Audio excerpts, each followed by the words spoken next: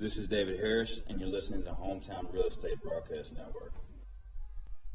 For the 10th time in the last 9 days, we welcome you into Regency Furniture Stadium for Game 10 of a homestand. Southern Maryland, to this point, 6-3 in the homestand, coming off a loss last night against these Lancaster Barnstormers, who are in town to finish off a 3-game set. Of course, we look all the way back to the beginning of this homestand. It started off with 3 straight wins over the Revolution before losing the series finale on the 12th. Of course, that was 1 week ago today. This past Tuesday, the Blue Crabs started a series against the Long Island Ducks, in which the Ducks came in riding a 9-game win streak. Southern Maryland took the first 2 but dropped the finale. They then welcomed in these Lancaster Barnstormers, who outside of a doubleheader sweep the day prior to coming here to Southern Maryland, they had lost their previous 11 in a row. The Blue Crabs won Game 1 6-2 with Carl Bryce getting the win. Game 2 last night in front of a packed crowd, 6,954 screaming Blue Crabs fans, with a win just outside the outstretched grip of this Blue Crabs team. The Barnstormers got the 6-4 win in the contest, but it was a thrilling one. As we welcome you back inside the Hometown Real Estate Broadcast Network, Andrew Banstra, joined by Matthew Hargrove and Brendan Kucera, here on a Sunday afternoon at Regency Furniture Stadium. The Blue Crabs a game and a half back in this Atlantic League North Division, with Daryl Thompson on the mound today. Daryl Thompson, this is the guy that you want on the bump, especially in a situation where you can end up going 7-3 on the homestand. Thompson, when we take a look at the numbers, he leads the Atlantic League in wins. He leads the Atlantic League in ERA. And the Blue Crabs, another reason why they desperately need him this afternoon is because in series finales this year for Southern Maryland, they're 15-17. So Daryl Thompson, the last time we saw him as well, he gave up 4 runs in that first inning and then proceeded to have 7 shutout innings. I expect nothing less except for the 4-run first inning from the best pitcher in the Atlantic League this afternoon. Yeah, he is unquestionably the best pitcher in this Atlantic League. He won the Atlantic League Pitcher of the Year in 2019 and is well on his way to doing it once more. Daryl Thompson will make his 413th career professional start, his 178th in the Atlantic League. He has 72 career Atlantic League wins. That is just 3 shy of becoming the all-time leader in wins in the Atlantic League. Additionally, he's already the strikeout king, did so on June 9th at York this season, was named the May and June Atlantic League Pitcher of the Month. This season, he holds 2/3 of the Atlantic League Triple Crown. The 3.13 earned run average tops the league, as does the 12 wins on the season. Also leading the league in innings pitched with over 130. Has the best whip in the league at a 1.14. The most complete games in the league. Need I go on? Daryl Thompson is a guy that knows nothing but absolutely domination, and he's been really good against the Barnstormers this year. Look back a couple of starts ago. His most recent start against the Barnstormers was a complete game, 7-inning shutout victory. Just 3 hits allowed, tied a season high with 8 strikeouts. Certainly a team he's had success against, and that bodes well here today. He'll face off against the right-hander Niall Ball. Ball 2-5 on the season with a 5.31 ERA, which is not bad for this Atlantic League, and the wins-loss records is just tough. In his last 5 starts, he's matched up against a top 10 pitcher in the Atlantic League in each of those, and most of them have been top 5. And the Eric Sekulas of the world, Austin Nicely another, as well as Daryl Thompson. Thompson, always the favorite when he comes out onto the mound, and he'll go out with a starting lineup that reads as follows. Starting off with the Lancaster Barnstormers, leading off will be the shortstop, Melvin Mercedes, for the 17-24 Barnstormers, 6 games back in the Atlantic League North Division second half. Batting second, the second baseman, Blake Alleman. Batting third, the designated hitter, Alejandro De Aza. Batting fourth, the cleanup man, the first baseman, Kelly Dugan. Batting fifth, the right fielder, Caleb Gindel. Batting sixth, the left fielder, Blake Galen. Batting seventh, the center fielder, Ladarius Clark. Batting eighth, the catcher, Anthony Perrone. Batting ninth, the third baseman, Nick Schumpert. And once again on the mound for the Barnstormers, the right-hander, number 18, Niall Ball. Mentioned Daryl Thompson on the mound for your Blue Crabs. His offense reads as follows. With his 21-19 squad, a game and a half back in the Atlantic League North Division second half. The left fielder, Jordan Howard, leads off the Crabs. Batting second, the designated hitter, Ruby Silva. Batting third, the first baseman, Jovan Rosa. In the cleanup spot, the right fielder, David Harris. Batting fifth, the center fielder, Zach Collier. Batting sixth, the third baseman, Josh McAdams.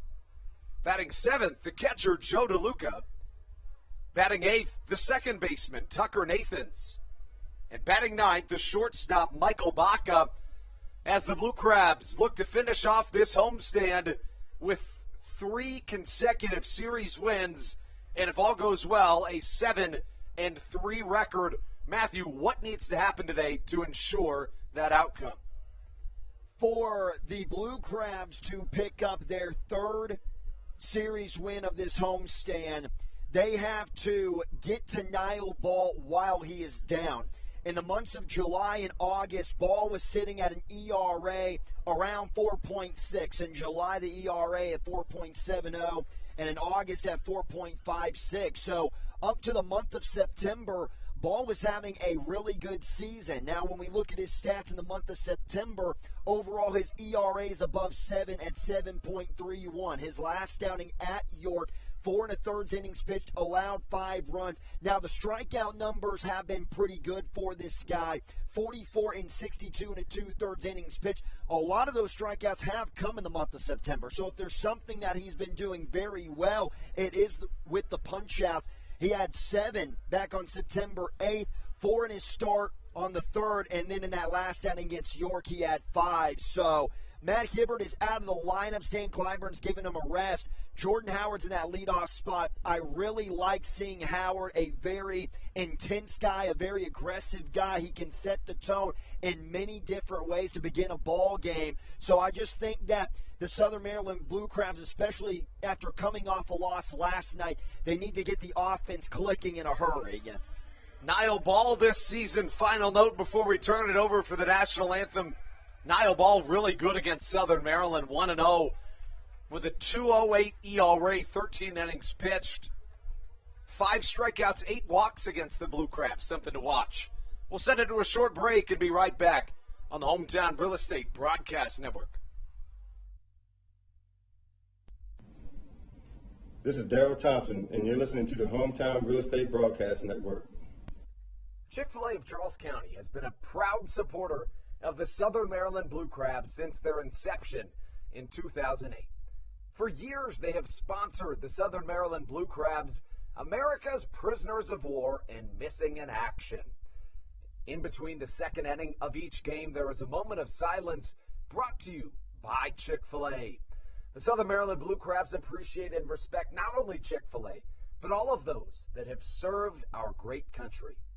The seat that they sponsor was made possible by Chick-fil-A of Charles County. Thank you so much, and visit any of your Charles County Chick-fil-A locations today.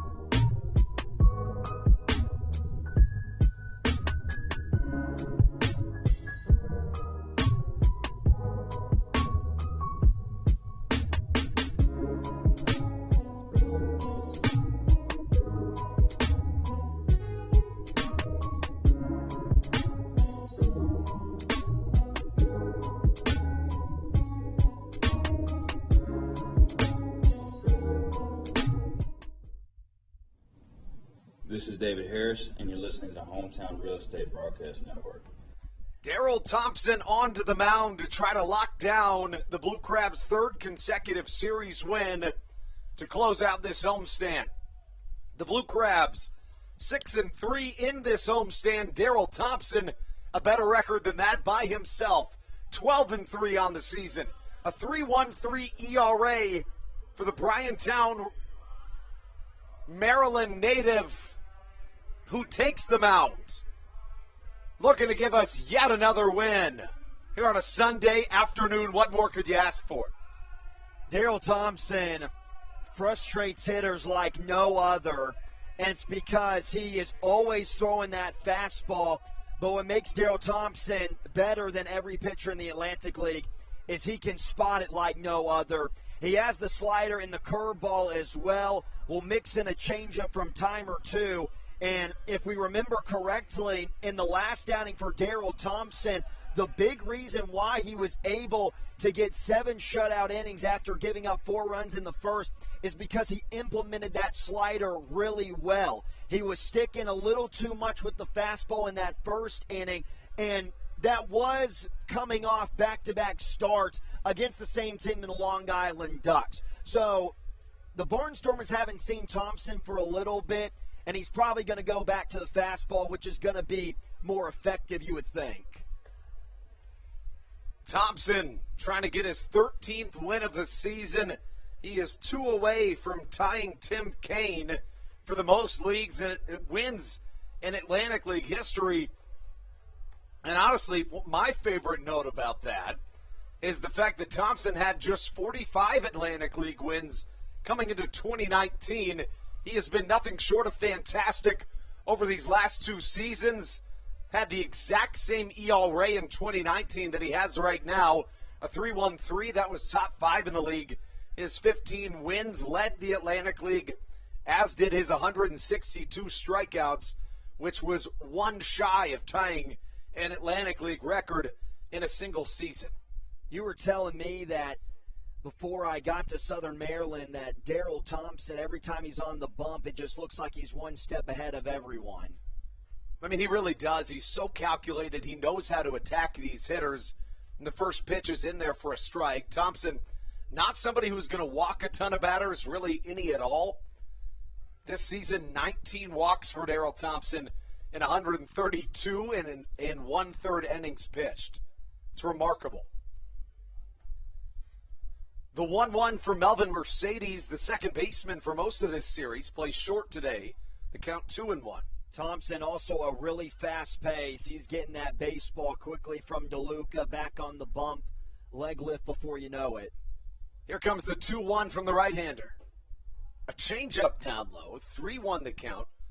Melvin Mercedes, a 345 hitter on the season, a switch-hitting shortstop, a home run, 25 RBIs for Mercedes this season.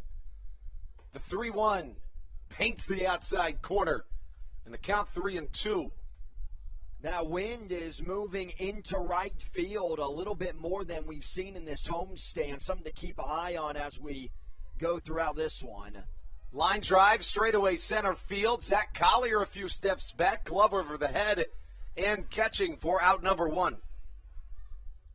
You raise a good point, though. We really haven't seen much of any wind at all really since you've been here. No, we've been making jokes just off the broadcast, even Brendan and I, about how it seems like every single time in these night games, obviously we have an afternoon game today, but especially during the night games, that American flag is just like a statue out there.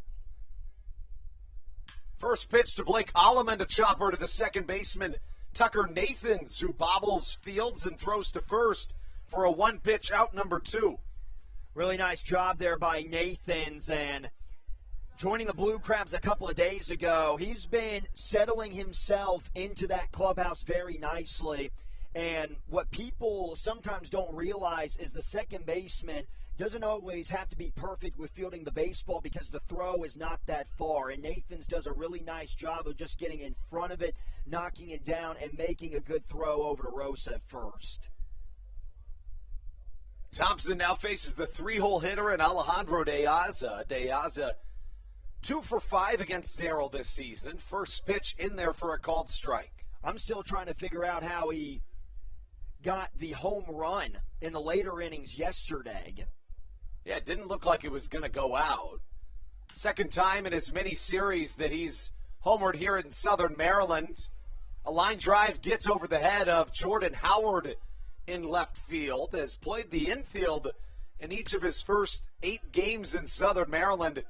This ball gets over his head, and it's a double for Alejandro De Aza, who has been on fire in this series. This was almost the same exact swing as he had on the home run ball, and I believe the same exact pitch, a fastball inside, a little inside-outside swing. But De Aza, it doesn't look like he's trying to hit the ball far. He's just so smooth with his approach, and he does the smooth approach, allowing the ball to go far.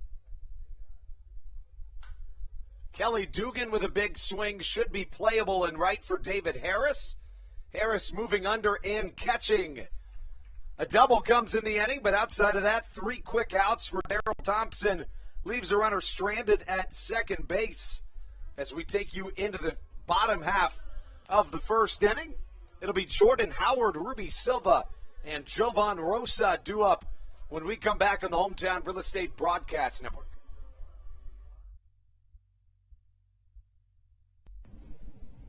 This is Daryl Thompson, and you're listening to the Hometown Real Estate Broadcast Network. Whether it's Chris Paul, Cliff Paul, Aaron Rodgers, or even the son of a former Blue Crab, Patrick Mahomes, you've seen many athletes endorsing State Farm. That's because your State Farm agent has your back through good times and not so good times. That's why all the Blue Crabs, Daryl Thompson, and the whole team trust State Farm with their insurance needs. State Farm is the company people have trusted for over 99 years to help life go right. Call your local State Farm agent, Greg Conklin, today at 240-776-4289.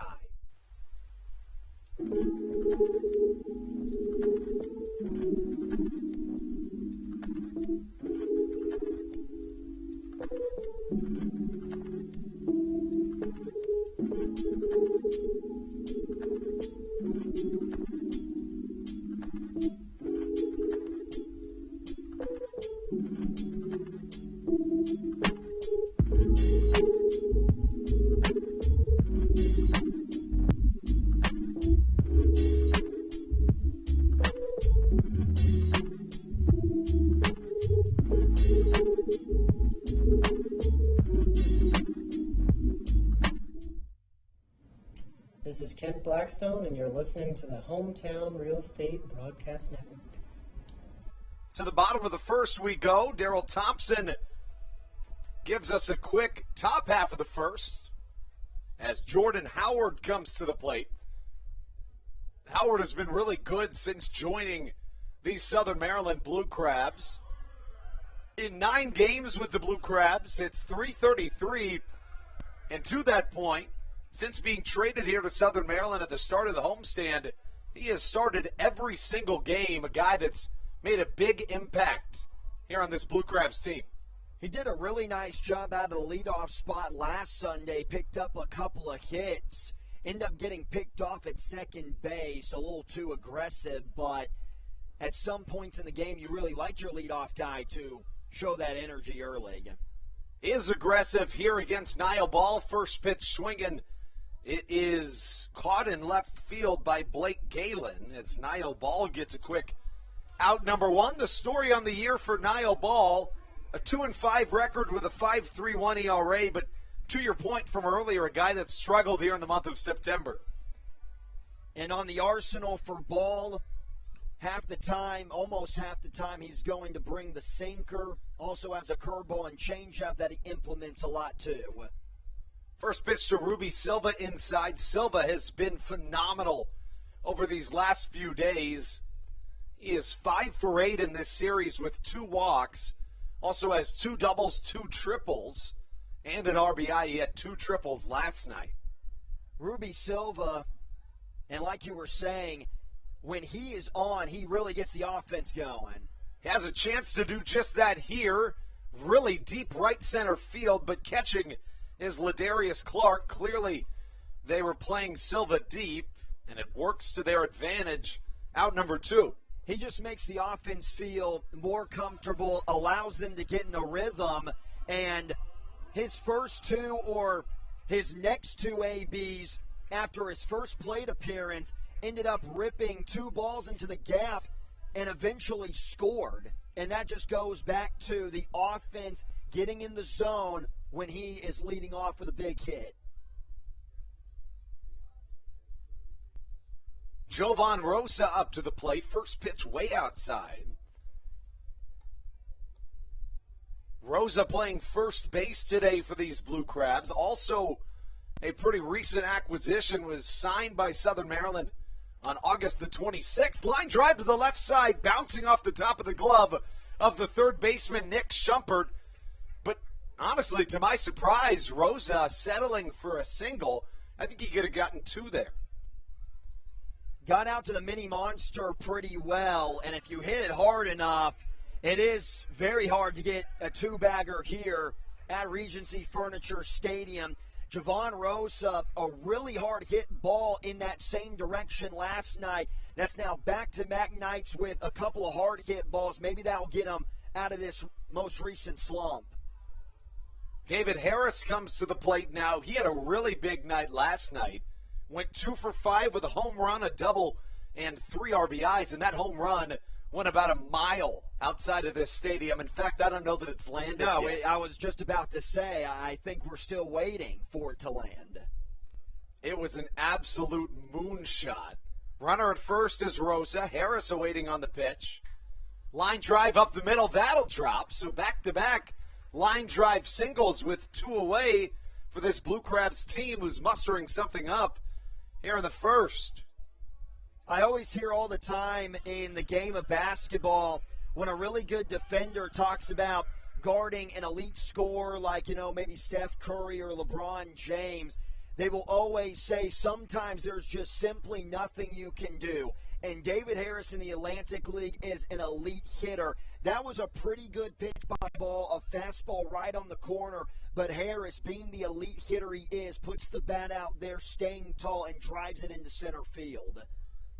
Here comes Zach Collier. First pitch he sees high and away. Collier not even 36 hours removed from finding himself on the SportsCenter top 10 from a few nights ago. Was really wanting him to have back-to-back nights on SportsCenter with maybe a walk-off hit last night. That's right. He had this exact same situation in the bottom of the ninth with 2 away last night. Runners at first and second, and wasn't able to come through. But he and David Harris have been phenomenal in this homestand. Collier 14 for 27 at the plate in the 9 games of this homestand. Also 9 RBIs and 9 walks. So not only is he hitting over 500, but he's averaging an RBI and a walk every game. They've been doing a really nice job of picking up that top of the lineup. We've mentioned a little bit of a slump with Matt Hibbert and as well with Ruby Silva. Again, it wasn't really a slump because he still batted .279, and Collier and Harris have been making up for it. Fastball way outside and a 4-pitch walk drawn by Zach Collier, who just continues to get on base. He extends that crazy statistic. He has now reached base on a walk, hit by pitch, or a hit in 65 of 73 games played this season. Leads the team in that walk category. Now, this was my key to the game. Get on top early so that the Barnstormers who are facing Daryl Thompson, it's going to feel like you're down 8 runs because Thompson is on the bump. So if McAdams, who is looking to get out of his struggles with runners in scoring position and the bases loaded, could come up big here. Fastball outside, a called strike. Josh McAdams seems to come up with the bases loaded a ton. Came through big in the first inning just a few days ago. Slider low and away, and the count evens at a ball and a strike.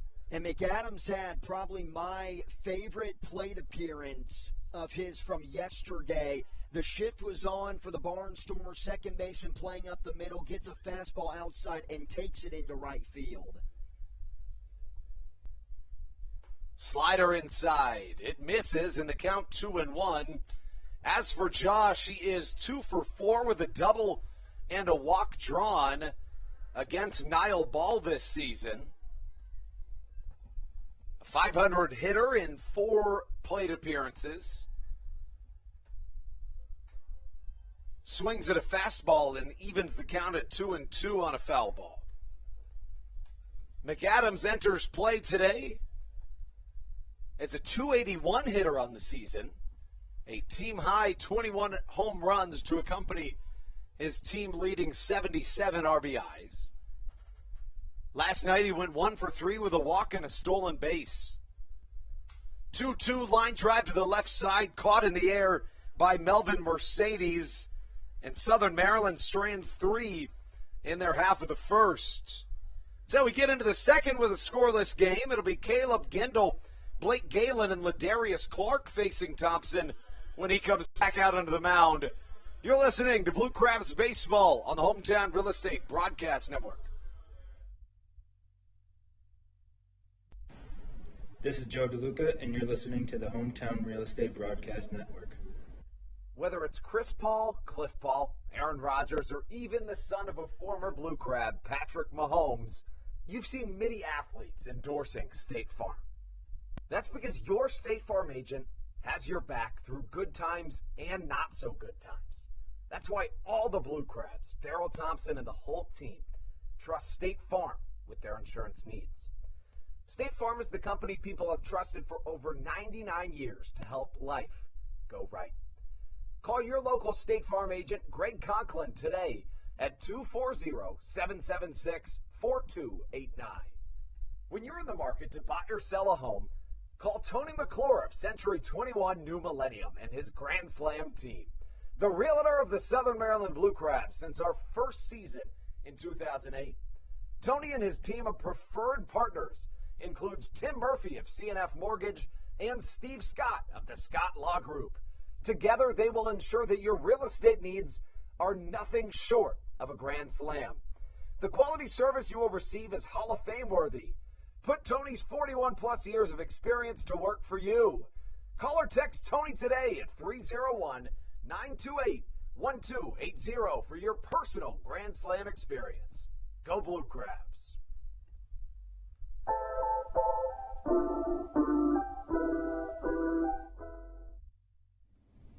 This is Patrick Baker, and you're listening to the Hometown Real Estate Broadcast Network. Into the top of the second we go.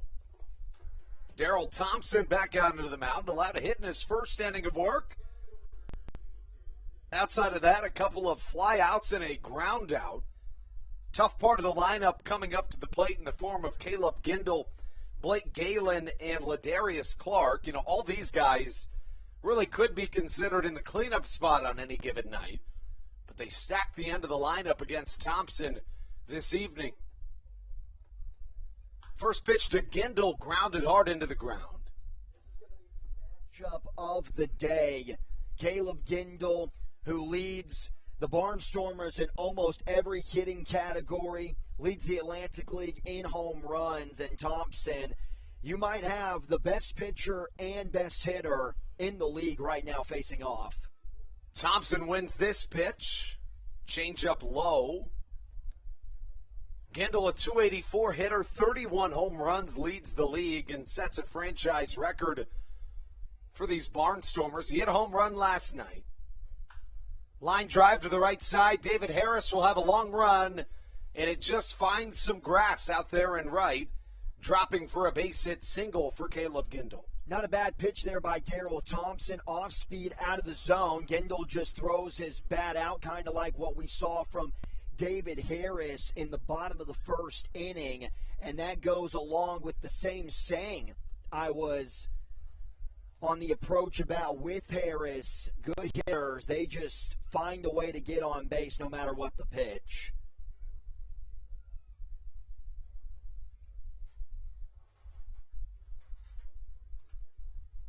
I was trying to figure out for just a second there if hit had any significance to Caleb Gindel, because I don't know if you noticed, but when Thompson got the ball back, he tossed it to Gindel, who gave it into the dugout. I am not aware of anything that would make that of any significance, but drew my suspicions as the count goes to 0-1 to Blake Galen, the 2021 Olympian with Team Israel on their baseball squad. Well, Andrew, if I was a hitter in the Atlantic League and I got a base knock off of Daryl Thompson, I most certainly would want to keep the baseball. That's fair. That is a very fair point. Gindel a short lead off of first. Nobody out, just the runner at first. The pitch to Galen. Just a touch off the plate. And now they count 2 balls and a strike. And that's a pitch, if you don't have the electronic strike zone, maybe you get the call from the umpire just off the black. It also looked like that fastball had some cutting action. Really nice spot from Thompson. The 2-1 in there. A called strike, and Thompson, as expected, is absolutely darting the corners this evening.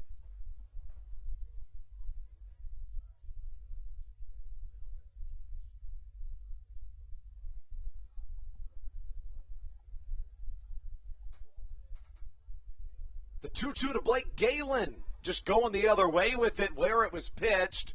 A line drive through the left side of the infield.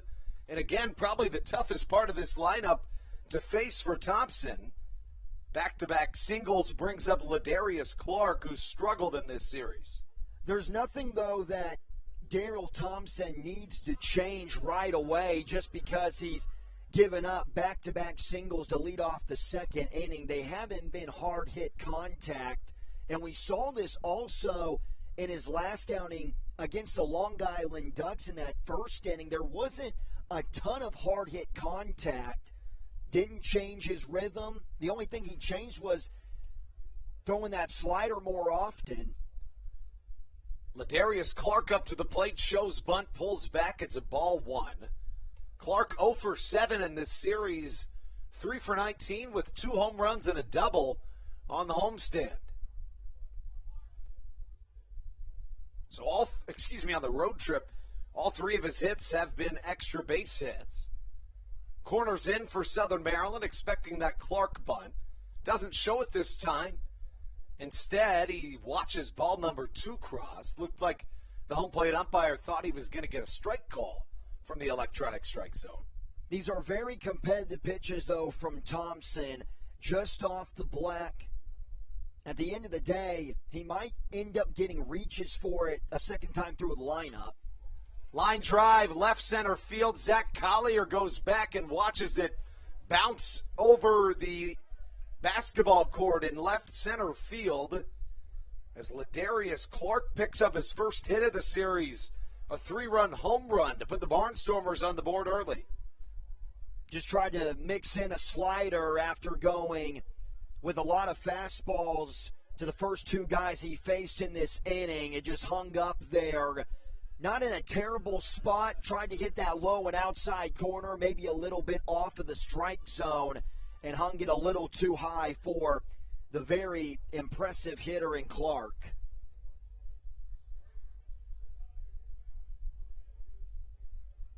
Thompson, still with no outs, faces Anthony Peroni. Well struck to the left side, trying to range it down as Jordan Howard. He's unable to do so. 4 consecutive hits for the Barnstormers. And this kind of reminds you of inning number 1 in Thompson's last start. Allowed a couple of consecutive hits, something that you're basically never going to see out of him, but he adjusted so well, and you expect that to start right here with the 9-hole hitter coming up in Nick Shumpert. It does, which makes you, as a Blue Crabs fan, not panic. Still early in the ball game, and even if he gives up another run, you can really compare it to that last outing when he gave up 4 runs in the first inning. Because since we've seen it before, you know that Thompson has the ability to still make it possibly all the way into the 9th inning.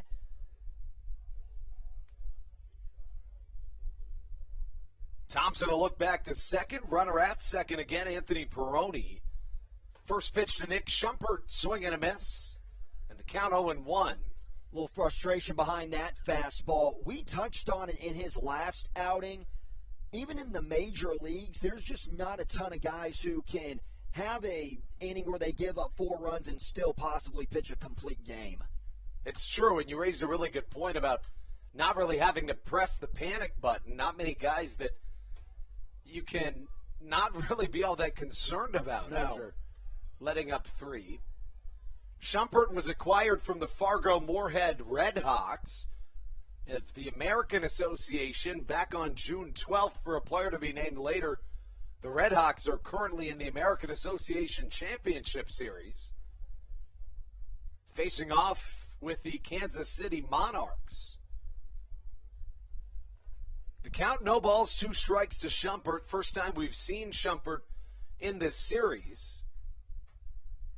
1 for 3 on the road trip, so getting a relatively rare start, at least of late. Line back into the protective netting. The count remains at 0-2. Thompson also has that veteran leadership that makes you believe that he is eventually going to find his way throughout this ball game. Even though he has given up 3 runs and still nobody out in the second, you couldn't tell by the body language. That's just a pro's pro right there, my guy Andrew Banstra. Shumpert, a .212 hitter on the year, a .295 on base percentage, and Thompson doesn't like how aggressive that lead is at second from Anthony Peroni. That's a dangerous situation to try to tempt yourself into, to get into a battle of wits with Daryl Thompson. Slider outside, swung on and missed. Gets the strikeout right when he needed it. The Barnstormers pick up their first out of this second inning. That's just something that's really not going to work on a veteran like Daryl Thompson, is all the movement on your lead. He's been around professional baseball enough to know how to handle those situations. So maybe for a younger guy, he gets to thinking about the runner too much and lays a fastball right down the middle. Not with Thompson's slider in a really good spot to get the punch out there. Yeah, to your point, Thompson in his 18th season of professional baseball, 35 years old, was drafted out of high school, La Plata High School, I might add. The count 0-1. Melvin Mercedes up to the plate. He lined out to the center fielder, Zach Collier, his first time up. 3 runs scored in this inning for the Barnstormers, a runner at second. Big curveball outside, and it touches the zone. And, you know, that's a pitch that really plays into the electronic strike zone. That backdoor sliding curveball that doesn't look like it's ever going to touch the zone, but at the very end it clips the electronic strike zone. It does, because it's harder to get that call with the actual umpire making it. Right, because for about 99% of its trajectory, it doesn't look like it's going to be a strike. It's a very weird pitch, and that's why if you are solid with it, then you're going to get a lot of strikeouts, because not only does it look weird for the umpire, but it looks weird for the hitter as well. Thompson will look back to second. Here comes the pitch. Grounder up the middle. Baca fields behind second base. Throw across the infield in time. In the meantime, Peroni advances to third base, but 2 away on the 6-3 putout. Since that ball went to Michael Baca, that is a routine play, but I just want to give 1 minute to highlight the shortstop and the way that he's played that position, at least in the 2 weeks that I've gotten to see him. He is just so solid, and most of the time there's going to be an out if it's hit his way. He's like a vacuum cleaner out there. Gets everything that is even remotely close to being considered in his range. Using the Brooks Robinson nickname there. I like it. It's true. 0-1 the count. Blake Allemand at the plate, grounded out to the second baseman. Tucker Nathan's his first time up. This time on an 0-1 pitch, hits it high in the sky, foul, and the count 0-2. I actually did not know that was his nickname. The way that I found out was trivia night here. It's true. The same way that, I guess, I'm going back, I'm harping on you, but you didn't know when the Maine flag was found. But then again, I have no idea when the Tennessee flag was found. It's fair. The Iowa flag, yes. The 0-2 hit high in the sky, left field. Looks like Baca's going to take this one himself. He catches for out number 3. Thompson allows 3 runs on a 3-run home run from Ladarius Clark in the Barnstormers half of the second inning, which brings us into the bottom half. Coming up will be Joe DeLuca, Tucker Nathans, and Michael Baca on the Hometown Real Estate Broadcast Network. This is Coach Doug's, and you're listening to the Hometown Real Estate Broadcast Network. All Pawn is Southern Maryland's premier pawn shop and is the official pawn shop of the Southern Maryland Blue Crabs. Stop by and say hello today. They've been a part of the Southern Maryland community for 18 years. If you need some cash to hold you over, or if you're just doing some spring cleaning and want to clear some stuff out, please bring it by All Pawn and let them make you an offer. If you have broken jewelry or some that you just don't want anymore, please bring it by, and they'll pay you more than anyone in the Tri-County area. They're located on 301 in White Plains, just south of DeMar Road. Go Blue Crabs! Hey Blue Crabs fans, make sure to visit the All-American Steakhouse and Sports Theater at 35 St. Patrick's Drive, right here in Waldorf, for some great food with great friends. Their steaks are fresh, hand-cut, in-house daily, as well as many other fresh seafood, chicken, and beef options. They offer outdoor and indoor dining, available each and every day, along with the same great menu to go if you would like. Please visit them online at www.theallamericansteakhouse.com. That's www.theallamericansteakhouse.com. You can also visit them on Facebook or Instagram. They have daily specials that you just can't pass up. Thank you, Blue Crabs fans.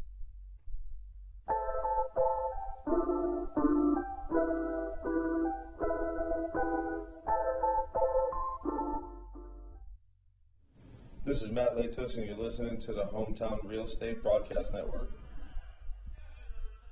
Joe DeLuca will lead things off in the second inning. It'll be DeLuca, Tucker Nathans, and then Michael Baca.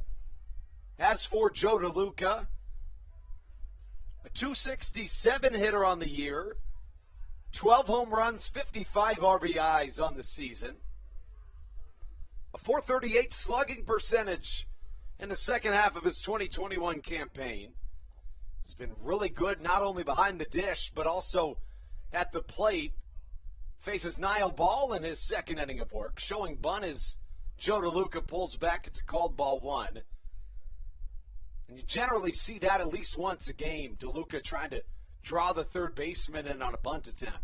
I will never get tired of Joe DeLuca trying to lay one down the third baseline. It just makes it even better that he's a catcher. And he's so good at it. He can place them with pinpoint precision. And, he has the speed to really lay one down. That's why you would think out of all the catchers in the Atlantic League, if you had to pick one that had the best chance of getting back on an affiliated team, it would be Joe DeLuca, because he's great swinging the bat. He's got the speed. He's got a lot of tools that a lot of catchers don't have in their bag. And if you value it, which I don't know how valuable it is in baseball, but I think there is a lot of scouts that do value it. And I think there is certainly some substance to it. He's got the size that a lot of catchers don't have. MLB teams, they're probably not going to value the bunt because you just don't see a lot of teams do it. But I still think that's no excuse to really pay attention for DeLuca, because he's a guy that as well you can bring off the bench and rely on him to get one down in possibly a sacrifice situation. I was referring to his size. I was saying. Yeah, no, his size too. Yeah, there's just it's pretty. I mean, it's pretty rare to find a catcher as large and as mobile as he is. There's something to say about it. 3-2 swung on and missed, and to that point with a bigger guy, when you're not sacrificing any of that size, you could argue bigger guys generally bigger hitters. I don't know that that's necessarily always true, but from the catcher position, the ability to cover a larger ground, right, in the event that a pitch might potentially get by you can be considered valuable. He really is a unicorn. And another bigger guy that we saw stealing a base last night was Josh McAdams, really getting aggressive. that's something that the Blue Crabs have done a lot better in the month of September, is being more aware on the base pass in the stolen base category.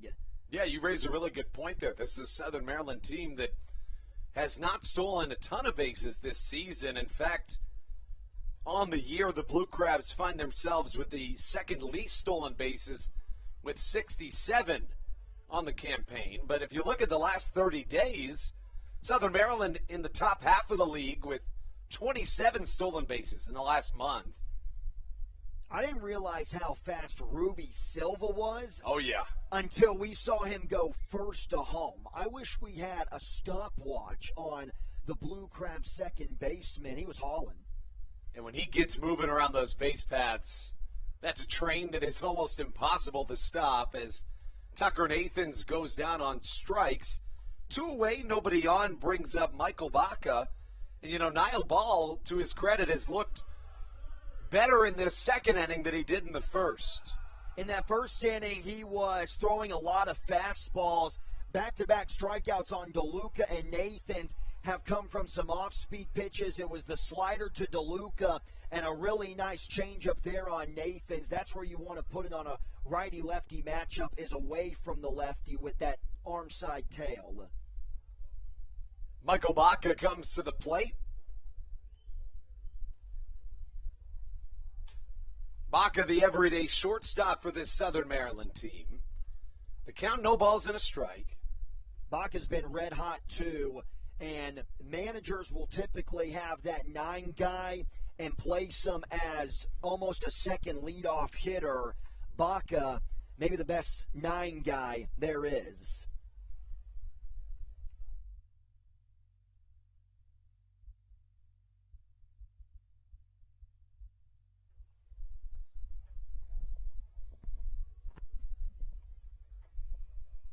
Pitch way inside to Michael Baca, and the count now 2 balls, make that 3 and a strike. Baca on the season, a .282 hitter, a .379 on base percentage. We've talked about it time and time again, but the value that he brings in that 9 spot is really unmatched in this Atlantic League as he grounds one up the middle. In comes his counterpart shortstop Melvin Mercedes. A throw high, but getting the foot on the bag in time is the first baseman, Kelly Dugan. A 1-2-3 inning for Niall Ball brings us into the 3rd inning of action.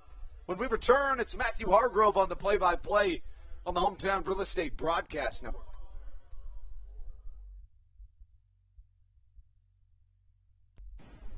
This is Joe DeLuca, and you're listening to the Hometown Real Estate Broadcast Network.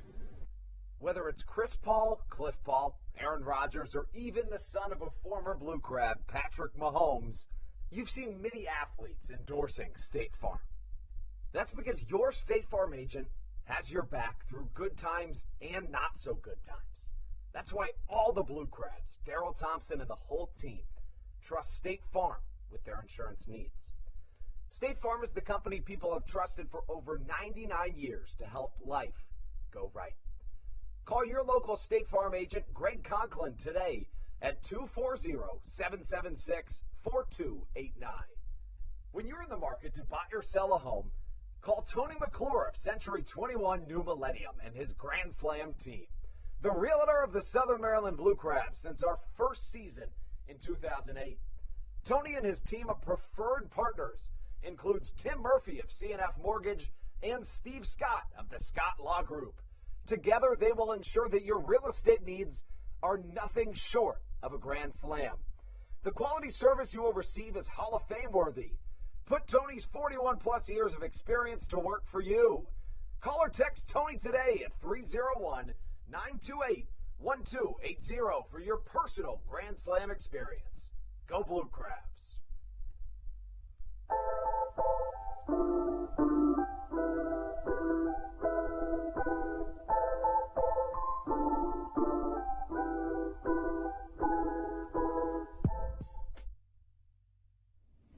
This is Patrick Baker, and you're listening to the Hometown Real Estate Broadcast Network.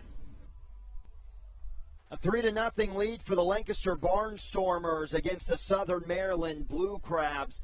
The final game of this 10-game homestand in 9 games, or 9 days, I should say, for the Blue Crabs, looking to finish it off with a much-needed, it would be, series win. They won Friday night in Game 1, dropped Game 2 last night by a final score of 6-4. Now down 3 runs to the Barnstormers, like I said, heading into the 3rd inning. It's going to be Alejandro Diaza, the leadoff man, as he takes a fastball on the inside part of the plate for strike 1. Matthew Hargrove here alongside with Andrew Banstra. We were talking about last night's loss for Southern Maryland shortly after the loss, and in our conversations, our conclusion was we just thought that the game last night was really played out. The Blue Crabs played a solid game. The Barnstormers were just a little better in the end.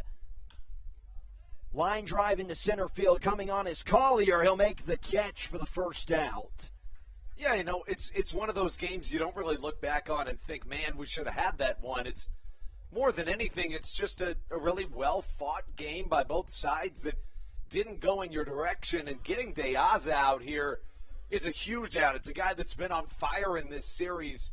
So to retire him to start the 3rd sets a good tone for Daryl Thompson in his 3rd inning of work. Gets you back into your rhythm.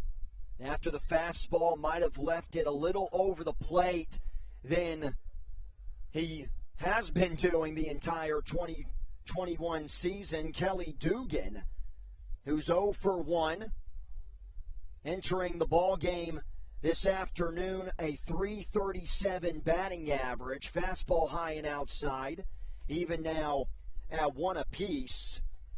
To just tell you a lot about how the hitting has been overall in the Atlantic League, the guy with the highest average entering the game this summer for the Southern Maryland Blue Crabs is Ruby Silva, coming into today a .329 mark, and he's not even in the top 10 in the Atlantic League for the batting average category.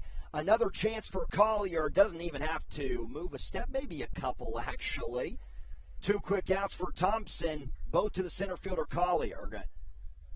Collier has been busy not only at the plate but in the field since landing on SportsCenter's top 10 in the series opener with one of the better catches I've ever seen. And it was against this guy, Caleb Gindel. He really did look like Superman. I could have swore I saw a cape on Zach Collier when he made that catch. Gindel's going to take a fastball outside to begin his second AB with the veteran Thompson. Gindel 1 for 1, a bloop single into right field. He got that second inning rally going. As I mentioned before, a lot of pop, a wild swing, but it works in his favor. Long time with the Milwaukee Brewers organization. Now down 1-2.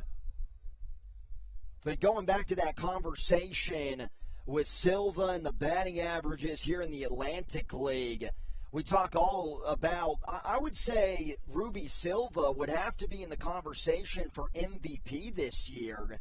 And to think that you can have that conversation about Silva, yet he's not even in the top 10 in batting average. Well, here's an MVP candidate I want to throw your way. Rarely do pitchers get named MVP, but in an offense-heavy league like we've never seen, Daryl Thompson, in my opinion, should be in that conversation as well. Do you agree? I agree, and I've always thought that up and down every level of baseball, that if you have a pitcher doing things that nobody else has ever done, I know in Major League Baseball they have the MVP Pitcher Award, the Cy Young Award. But I feel like having the Cy Young Award kind of takes away from the pitching side of things, because it makes you really only focus on hitters being the prime suspect of the game of baseball. And I'm not going to get into that rant. You've heard me go on about how I love the game of pitching. Well, it's almost like having your birthday right after Christmas, like with the Cy Young Award, right? Because it's awesome that you get the awards or the present on Christmas, but if your birthday's the day after, you can't get the MVP, too. I mean, you really get one or the other. So I agree that it's awesome to have the Cy Young Awards, but it oftentimes does rob a really good pitcher of getting that MVP conversation. Really nice battle by Caleb Gindel, and just able to foul away that really good curveball by Thompson. Just shows you how tough of an out it is to get on number 1-5. But going back to that conversation again, it's been brewing even this year with Shohei Ohtani. Chopper into the Barnstormer bullpen. And now certainly, of course, as you know, Ohtani is a different case because he's a guy that hits pitches. Yeah, he definitely is. Justin Verlander, I think, was the last pitcher to win an MVP. Felt like a long time ago when Verlander did win that award. Swing and a miss. After a long battle with Gindel, he gets the strikeout on one of the better bats you will see here at the Reg. A 1-2-3 inning for Thompson. Heading to the bottom of the third, the Blue Crabs are down 3-0. You're watching Southern Maryland Blue Crab baseball on the Hometown Real Estate Broadcast Network. This is Andrew Riceno, and you are listening to the Hometown Real Estate Broadcast Network. American Radiology is the clear choice for all of your medical imaging needs. With locations in Charles and Calvert counties, they offer a full range of imaging services. Some of their latest innovations included 3D mammography and wide-open MRIs for our claustrophobic patients. For your convenience, they even offer extended weekday hours and Saturdays. For more information or to schedule an appointment, visit their website at AmericanRadiology.com. 2020 was a year unlike any other for everybody. Quickly, the Southern Maryland Blue Crabs came to the realization that baseball must take a backseat to humanity. Immediately, the Blue Crabs staff and all of Crustacean Nation teamed together to provide COVID-19 tests and eventually vaccinations. Southern Maryland's hometown team also hosted food drives, blood drives, backpack drives, toy drives, and so much more, all to help their community. This is Coach Doug's, and you're listening to the Hometown Real Estate Broadcast Network. Back to the top of the lineup for Southern Maryland. Jordan Howard, Ruby Silva, and Javon Rosa. They're going to have to start getting hot as they're down 3 runs to the Lancaster Barnstormers. 3-0 is the score to begin the bottom half of the third inning. Matthew Hargrove here alongside now with Brendan Kucera. The first time that you are hearing his voice on the broadcast. You'll hear it a lot more in the later innings. But Brendan, for your first thoughts on the game, what have you seen so far? Yeah, just one rough inning from Daryl Thompson, but all in all, he's made some adjustments. We've seen him have those big innings, against Long Island earlier in the week. Gave up 4 runs in the first and then was able to turn things around and really kind of shut down the Ducks after that. So looking for more of the same here against Lancaster, and then the offense has to get going. But, this is a Blue Crab offense that we've seen towards the later portions of the game or towards those middle innings really start to have more success. Early on, they've really kind of struggled this weekend.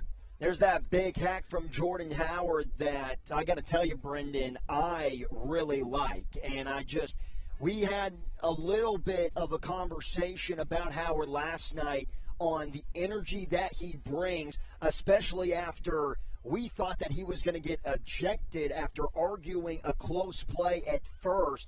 But the hustle that he has shown in a new uniform, as he's going to strike out on another good changeup by Ball. Ball has got that off-speed pitch going here in the last 2 innings. But even though Howard strikes out, the hustle has been really awesome to see. And a guy who, came right in and made an impact right away for this Blue Crab offense. A guy who has, I believe, 4 multi-hit games now with Southern Maryland already. Just joined the team last Friday. High pop-up into right field. Caleb Gindel Gets right under it to make the catch. 2 quick outs, just like Daryl Thompson had in his third inning of work.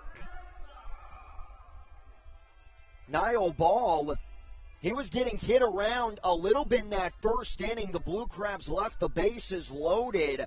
A lot of fastballs in that first inning from Ball. He has really mixed it up, and again, it is working out. Javon Rosa, one of the 2 hits from Southern Maryland so far. Hard line drive off of the mini monster, and because he hit it so hard, he had to be held up at first base. You see that happening a lot at the actual big monster in Boston. You hit it too hard off of that wall, and you're only going to end up getting a single. I wonder if the wall here at the Reg is actually 310 down the left field line. Another hard hit ball by Rosa into the left center field gap, but making a really nice play on it is Galen in that left center field gap. A 1-2-3 inning for Niall Ball. He is in cruise control for the first third of the game. On to the fourth. Blue Crabs are still down to the Barnstormers in Game 3 of a 3-game set by a score of 3-0. We'll be right back for the middle innings on the Hometown Real Estate Broadcast Network.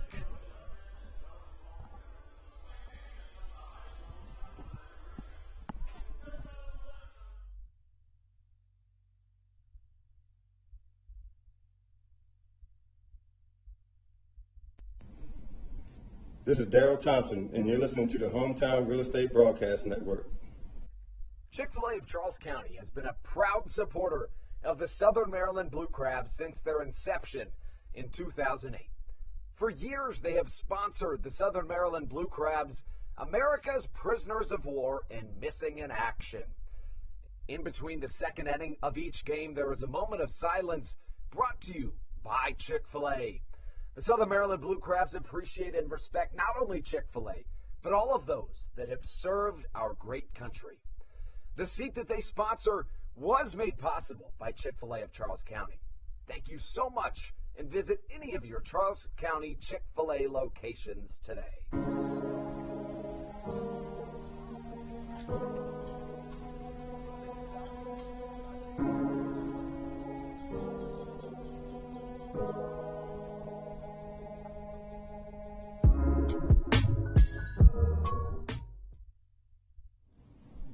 This is David Harris, and you're listening to the Hometown Real Estate Broadcast Network. Moving pretty quickly through the ball game this afternoon. Blue Crabs are down 3-0 to the Lancaster Barnstormers. Daryl Thompson with a really nice Daryl Thompson-like third inning. Even Niall Ball looking like Daryl Thompson in the bottom half. Like I said just seconds ago, that third inning went by really quickly. Matthew Hargrove joined back by Andrew Banstra to begin the fourth.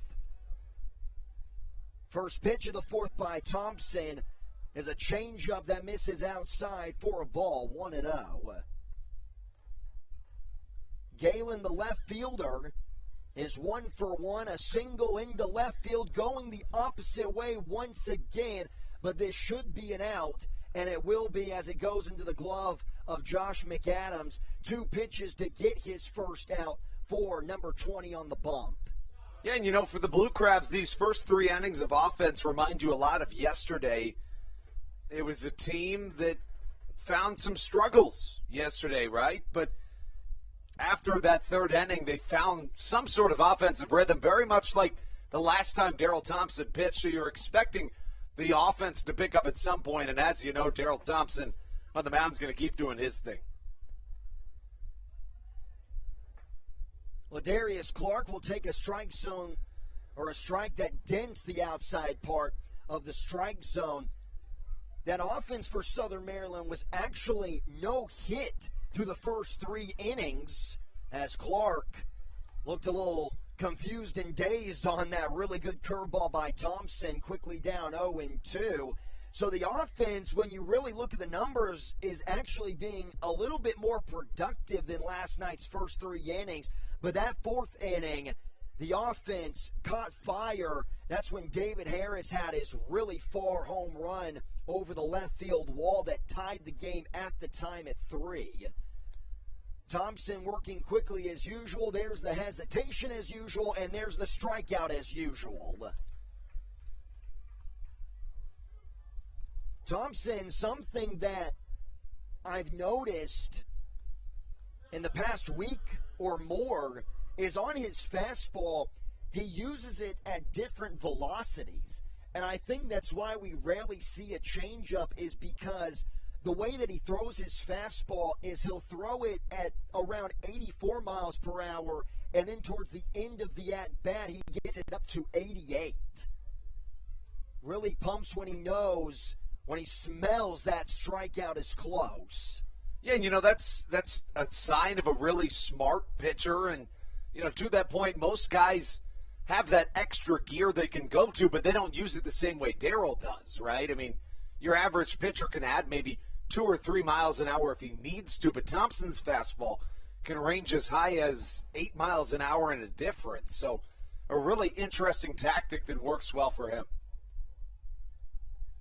Anthony Perrone had the last hit of 4 consecutive hits for the Barnstormers in that second inning. Ladarius Clark had the 3-run home run, and Perrone quickly followed it with a double just out of the glove, or the stretch, from Howard in left field. Ended up bouncing off the wall, had some trouble corralling the baseball, and that's how Perrone was able to get into second base. The 9-hole hitter, and Shumpert is waiting in the on-deck circle. And now we are going to see Shumpert, a 2-out walk for Daryl Thompson. Really rare company there for the usually reliable strike thrower. Yeah, for Thompson, in his last over 300 innings of work, he's walked less than 50 batters. So a pretty remarkable feat to draw a walk off the right-hander. Another stat that just makes you think that Daryl Thompson really is pitching in a simulation. Here's the third baseman now in Shumpert. We'll get you a quick scoreboard update here after this pitch. Way out in front of that curveball. Daryl Thompson, I think that has been his best pitch of the afternoon so far as we give you the scoreboard update. Lexington, in the bottom of the 5th, they have a 5-3 lead over the West Virginia Power. They're about to head into the 6th inning in that ball game. Slide step just missed outside. Love that move by Thompson. Top of the 4th inning, bottom of the 5th inning, York and Long Island. Rev's got a 3-0 lead over the Ducks. You know that we are looking at that score multiple times throughout the day. And then the final game of the day in the Atlantic League, Gastonia and High Point. First pitch is at 4:50 Eastern Time. And even some non-baseball related news. Couple of quarterback injuries today in the NFL, and then the young Zach Wilson has already thrown 4 picks today against the Patriots. Those Jets are always plagued against New England. Not exactly the Patriot debut he was looking for. Got him looking, strike 3. That'll end the inning. DeLuca caught it high, but it doesn't matter. The electronic strike zone was not fooled.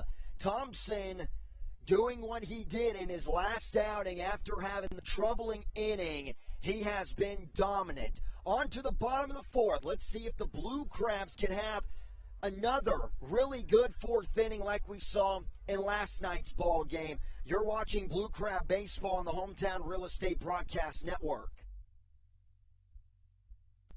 Weiss Markets is a proud sponsor of the Southern Maryland Blue Crabs and has been since their inaugural season in 2008.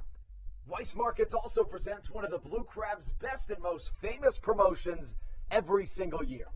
Kids can get in free to every single Blue Crabs game of every single year simply by wearing a jersey thanks to Weiss Markets. Weiss Markets can help you with all of your game day needs for a great price. Stop in at your local Weiss today. Eat better, spend less. That's wise. Weiss Markets is a proud sponsor of the Southern Maryland Blue Crabs. When you need a win on the road, don't get left stranded. Make AAA part of your roster, and you'll always have someone on deck ready to get you home. AAA also offers car care, insurance, and travel services, and has stores conveniently located for Blue Crabs fans in Brandywine, Crofton, and Alexandria. Don't forget to ask them about membership discounts for military and first responders. Please visit AAA.com to learn more or to find a AAA location near you.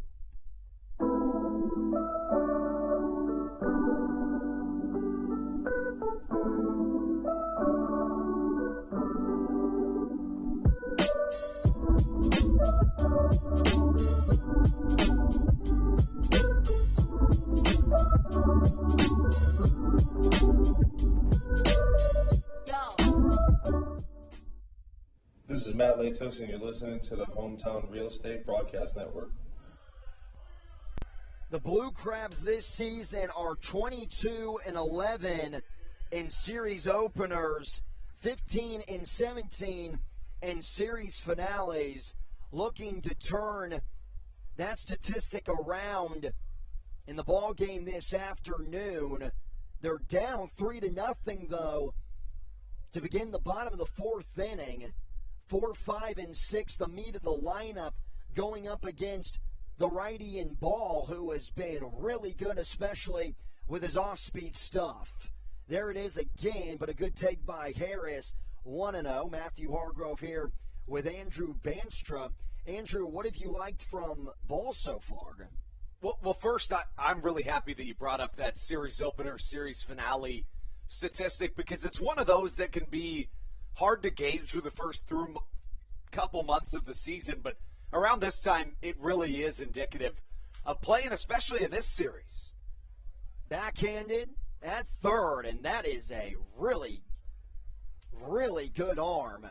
David Harris goes down via the ground ball for the first out for Ball.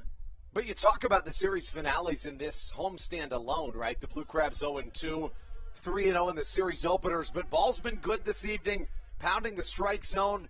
But again, it's these middle innings that the Blue Crabs really succeed in. It wasn't until this exact point in the game when Southern Maryland's offense really started churning yesterday.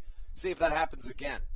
And also, too, they did it all with the leadoff guy getting out. Matt Hibbert led off that fourth inning, went back to the dugout. Then we saw the triple by Silva, the single by Rosa, and the two-run home run by Harris.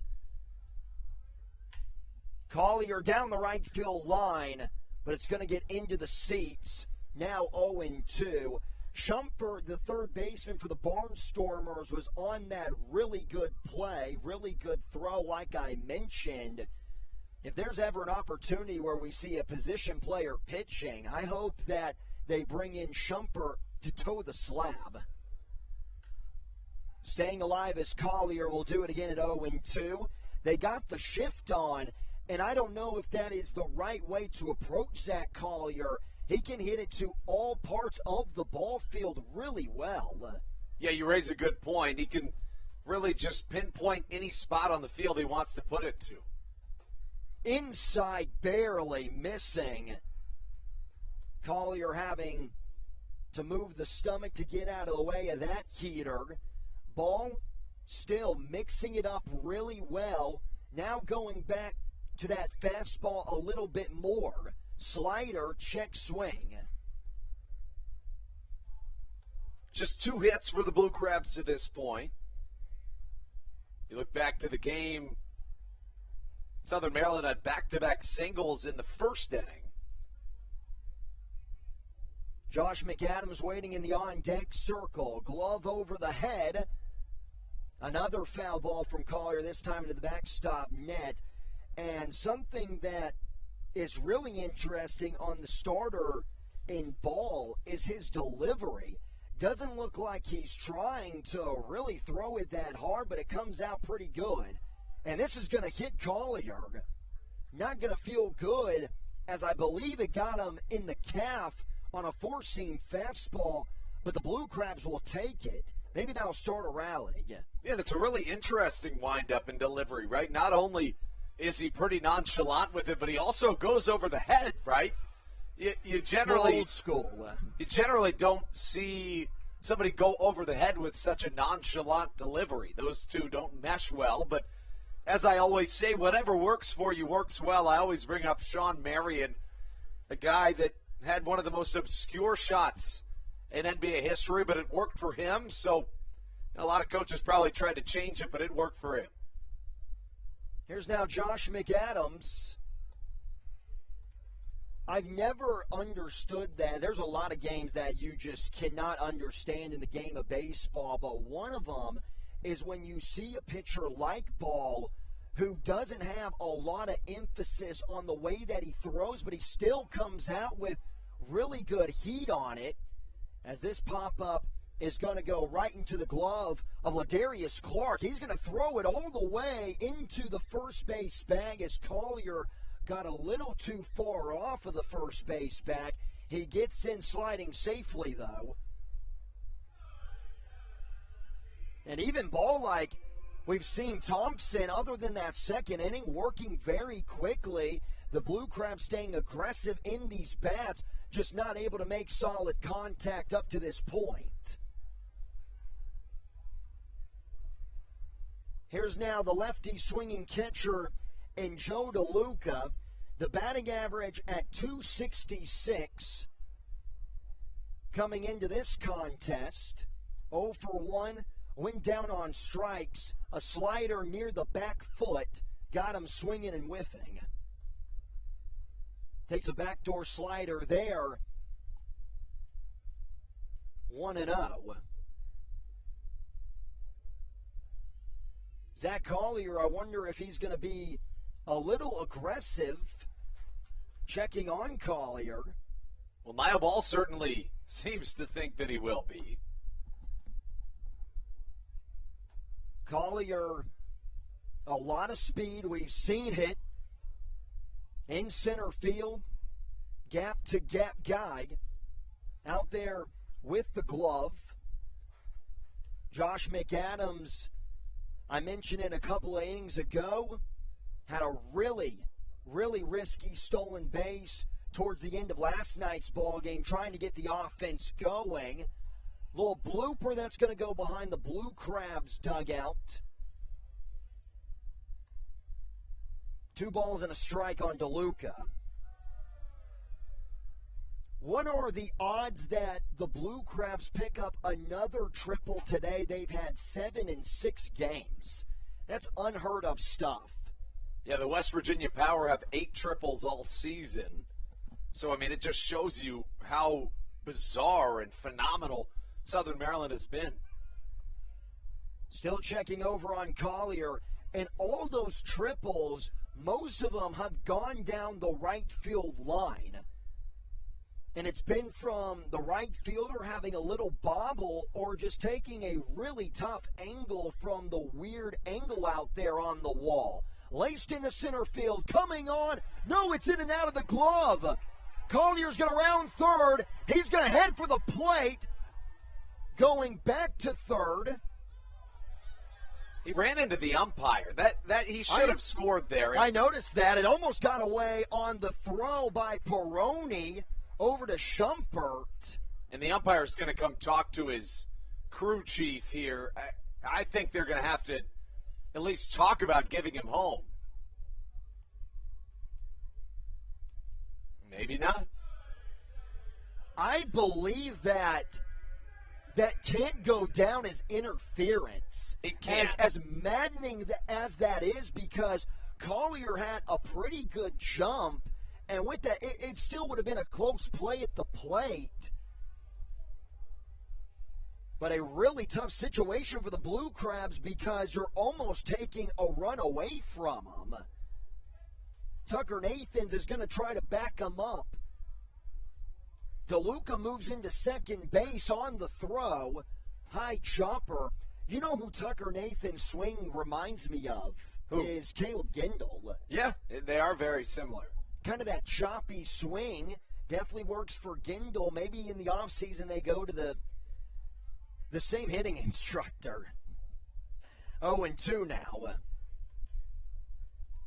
Ball, his best pitch, I mentioned Thompson's, was that curveball that he's been able to throw it wherever he wants to. Ball's has been that slider to lefties on the inside part, ripped down the line, gonna go foul. We've seen a lot of hard-hit balls down the right field line that has hooked in foul territory. Second and third, a big hit here from Nathans could cut that deficit, bring the Blue Crabs back into the game before the fifth. Tried to backdoor him on a slider, but a good take by the Blue Crabs second baseman, Michael Baca, waiting in the on-deck circle. I've said it time and time again,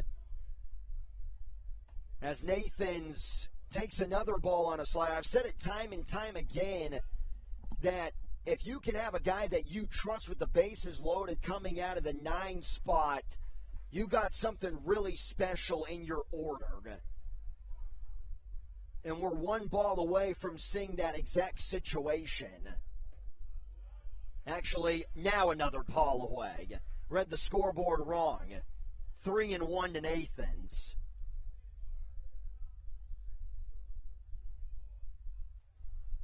Now wind's starting to die down now. Moving pretty heavily towards right field to begin this one at first pitch.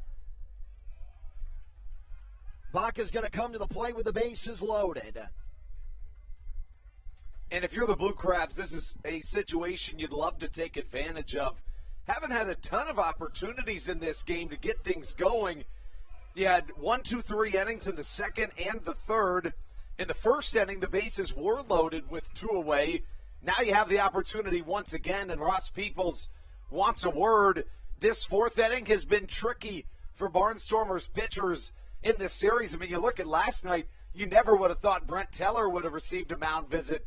In the fourth, you could say the same about Niall Ball.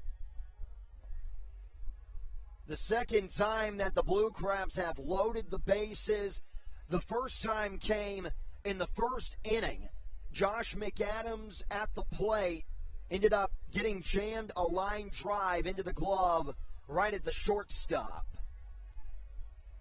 But Baca, he's another guy, like I said, you want up right now if you are a Blue Crabs fan.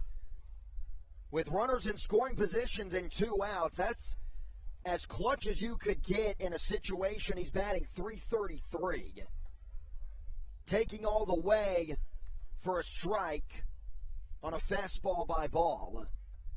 Ball has upped his tempo as the inning has moved on. Here's something interesting. Michael Baca has walked 2 times with the bases loaded this season.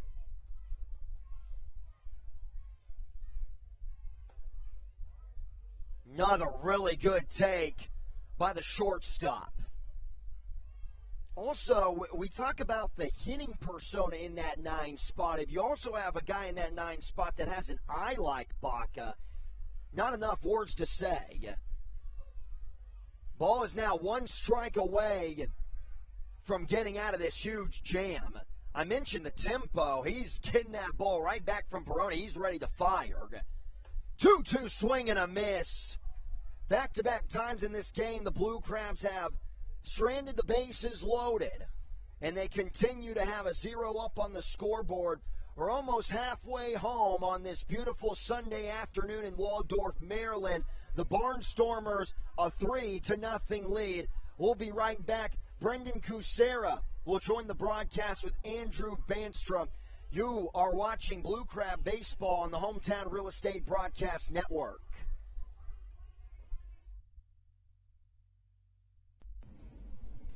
This is Daryl Thompson, and you're listening to the Hometown Real Estate Broadcast Network. Whether it's Chris Paul, Cliff Paul, Aaron Rodgers, or even the son of a former Blue Crab, Patrick Mahomes, you've seen many athletes endorsing State Farm. That's because your State Farm agent has your back through good times and not so good times. That's why all the Blue Crabs, Daryl Thompson, and the whole team trust State Farm with their insurance needs.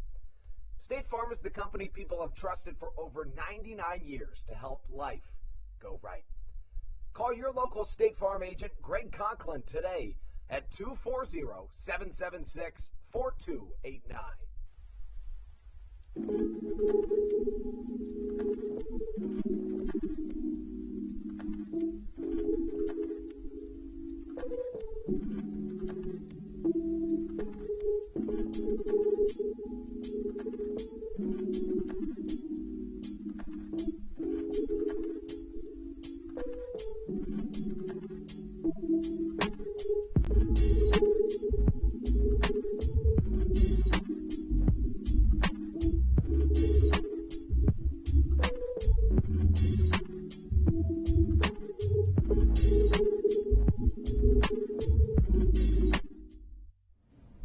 This is Kent Blackstone, and you're listening to the Hometown Real Estate Broadcast Network.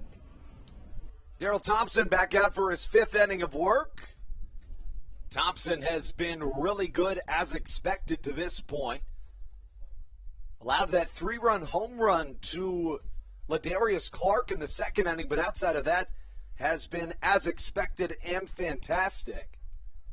Outside of a rare walk that he issued in the fourth inning, Thompson has retired a total of 7 batters in his last 8.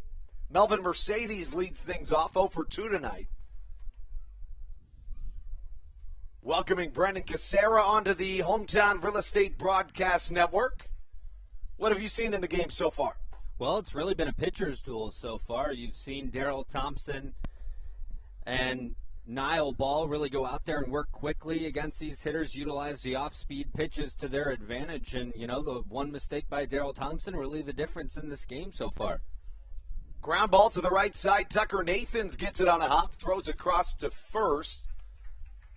Out number 1 recorded. And, you know, the crazy thing is that with any other pitcher in the Atlantic League, allowing 3 runs in the second inning wouldn't be that far off of par for course, right? I mean, 3 runs through 4 innings is nearly the averaged ERA in the Atlantic League. But for Thompson, it's somewhat of a rarity. Doing a great job bouncing back, however. Fastball outside, misses to Blake Allemond, and the count 1-0. Yeah, and you've just come to expect Daryl Thompson to be elite in every start, and he has been pretty elite, you know, in this start as well. As that one's fouled to the right side. But, you know, with a guy like Thompson, you can be elite in multiple different ways. You make a mistake, you give up the 3-run home run to Ladarius Clark, and then you turn around and put zeros on the board the rest of the way. That, you know, is a very quality start for your pitcher if you're Southern Maryland, and that's what Daryl Thompson will look to do, much like he did against Long Island this week. Fastball a called strike, 1-2 the count to Allemond, who has been really good in this series entering play. Allemond hit that home run a couple of days ago. The 1-2 to the left-handed hitting infielder. It misses. DeLuca tags him just in case. DeLuca's a fun guy to watch back behind the dish. Animated, does a lot, and is constantly moving. We appreciate you joining us here on a Sunday afternoon. We know there's many entertainment options at your disposal, especially on a Sunday. High fly to the right side. Back goes David Harris. Just a couple of steps and catching for out number 2. Any news around the NFL world that we can bring the people? Not that I can think of too much. My Browns are winning. That's about all I've got for it, but I've been kind of focused and locked in on this game right here in front of us. So, you know, my fantasy teams aren't doing all that well, so that's another point, I guess. But nothing, you know, really newsworthy that I can come up with. Here comes Alejandro De Aza, 1 for 2 today. He doubled and was stranded back in the first inning. As the sun creeps out back behind the clouds, Thompson got some shade out there on the mound for a few innings. A sunny day here in Waldorf. 3-0 the Barnstormers on top. 5 hits to this point for Lancaster, 3 for the Blue Crabs. No errors from either side. Fastball fouled towards the Barnstormers' dugout. The count evens at a ball and a strike.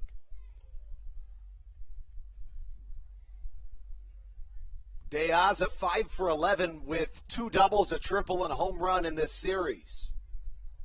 Has clearly found a stride here in Southern Maryland. The MLB veteran swings through a Thompson changeup, and he started to mix pitches a lot more here in the third time through the lineup.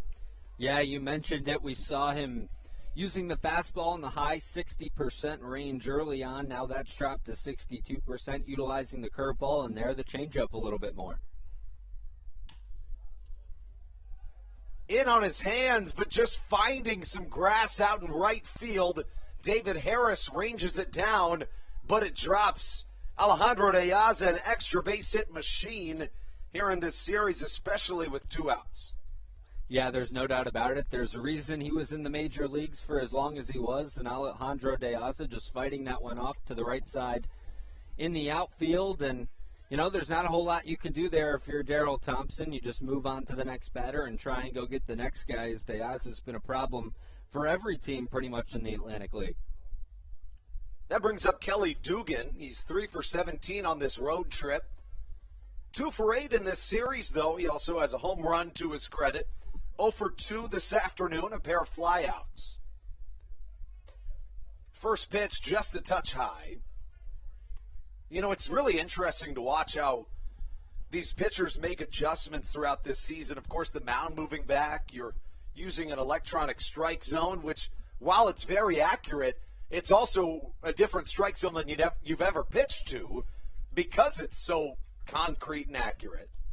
Yeah, no doubt about it. And you think back to that last Daryl Thompson start where he was able to, you know, he pounded with the fastball early. Long Island got on him in that first inning and then made the change to more off-speed pitches and really utilized those to his advantage and completely changed the game that way and put up zeros through 7 straight innings following that first inning. Dugan jammed up the count 1-2. Kelly Dugan, the first baseman for this Lancaster team, had a really good stretch to end the month of July, drove in 13 runs in his last 7 games. In late August, from the 15th through the 26th, he drove in at least 1 run in 9 straight games. To that point, the Barnstormers in this series only have RBIs on home runs. Get to that in a second. The only runs that they've drove in outside of home runs have come home on things like passed balls or a double play, things that aren't awarded as an RBI. Kind of a weird, intricate stat, but that's the case for the Barnstormers. The 1-2 from Daryl. High in the sky, should be playable in foul ground by the third baseman, Josh McAdams, who comes in and catches for out number 3. Thompson with another brilliant inning to get us through halfway of this Sunday matinee. Brennan Casera on the play-by-play when we return right here on your home for Blue Crabs Baseball, the Hometown Real Estate Broadcast Network.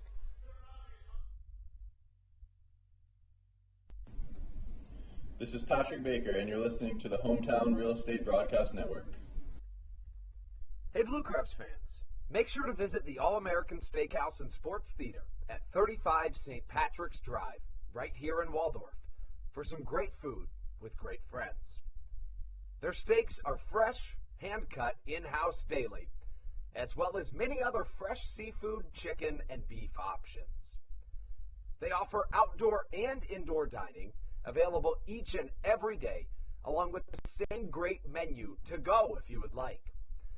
Please visit them online at www.theallamericansteakhouse.com. That's www.theallamericansteakhouse.com. You can also visit them on Facebook or Instagram. They have daily specials that you just can't pass up. Thank you, Blue Crabs fans.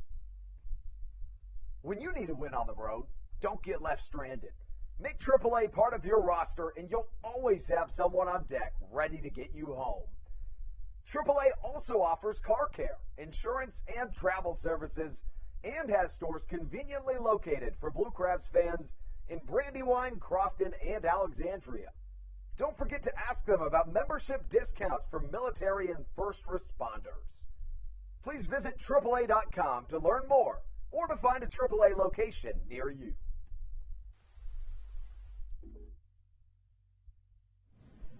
This is Dalton Geeky, and you're listening to Hometown Real Estate Broadcast Network. Bottom five here from Waldorf, Maryland. The Blue Crabs trailing the Barnstormers 3-0 as we continue on here on the Hometown Real Estate Broadcast Network. It'll be the first third for Southern Maryland coming up here in this bottom of the fifth inning to face Niall Ball, who has been dominant this afternoon for the Barnstormers. It's Jordan Howard, Ruby Silva, and Jovan Rosa as Howard looks at a first pitch breaking ball in there for strike one. Howard coming into the game, 256, 5 home runs and 23 RBIs. He's 0 for 2 today, but he reverses that trend with a base hit into right field, and that's how Southern Maryland wants to get things started, as they've seen zeros on the board through the first 4 innings. It's a good point you bring up. It's also the first time that Southern Maryland has got their leadoff man in any inning to reach base. To this point, it had been a fly out, 2 strikeouts, and a ground out. Southern Maryland, this is their third time through the lineup, all facing Niall Ball, and that's generally when you see a team really start to make adjustments and improve. And you get the leadoff man aboard with nobody out here in the bottom of the fifth, and one of the hottest hitters in Ruby Silva digging in for the Blue Crabs as he shows bunt, but pulls away, and that'll be ball number 1. So Ruby Silva this weekend in the series against Lancaster, 5 for 8. So he has been dominant. We've seen him go the other way, use all fields. And a check over to first base, nothing doing as Howard gets back safely. Jovan Rosa waits on deck, and this is a Blue Crab team looking to make it 3 straight series wins, all here on this homestand, which started with York a week ago. Long Island in the middle of the week as they check over to Howard once again. He's safe once more. And now Lancaster here in a split series currently. The Barnstormers came away with a victory last night. The Blue Crabs the victory on Friday. As ball comes set, kicks and fires, fastball outside, 2-0 the count. You know, and Ruby Silva is one of those guys that just brings a completely different element to your lineup. He is a professional baseball player in every aspect of that category. He's a guy that could play in the majors, a guy that can hit to all fields. He can bunt, has great speed, one of the best arms in the Atlantic League, a really diverse skill set for Ruby Silva, a guy that's been doing this for a long, long time. Yeah, and that sneaky power, gap to gap, we saw it yesterday. He hit one to the wall and left center field on a double. The 3-0 catches the inside corner, 3-1 the count. Line score tonight, or this afternoon, looks like this. The Barnstormers with 3 runs on 6 hits and no errors. The Blue Crabs with no runs so far, 4 hits and no errors. As ball comes set, checks over to first, and now fires it over to first once again, and Howard back safely once more. This Blue Crab team here in the second half sitting at 21-19, came into today a game and a half behind the Long Island Ducks in the North Division. As ball kicks and fires, that one skied and on the infield. Dugan looking to get under it in foul territory will make the catch, and that'll be out number 1. So bring up Jovan Rosa now for the Blue Crabs with 1 out and 1 on first. Rosa today 1 for 2, had that rocket line drive off the third baseman Nick Shumpert's glove that went into the corner. It was a long single from Jovan, and he looks to keep things moving for Southern Maryland with Harris waiting on deck to follow. A warmer afternoon here at Regency Furniture Stadium, 83 degrees around this portion, and the game feels like 90, and we've gotten so used to those cool night games around here, so a little bit warmer this afternoon than what we've been used to. Yeah, especially for you guys. It almost seemed like the day you guys got here, you brought cool weather with you.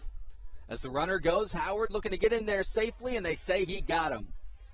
Jordan Howard caught stealing, and that'll be the second out of the bottom of the 5th inning. And I like the aggression. I really do. It's just, and I always say, if you're going to be aggressive on the base paths,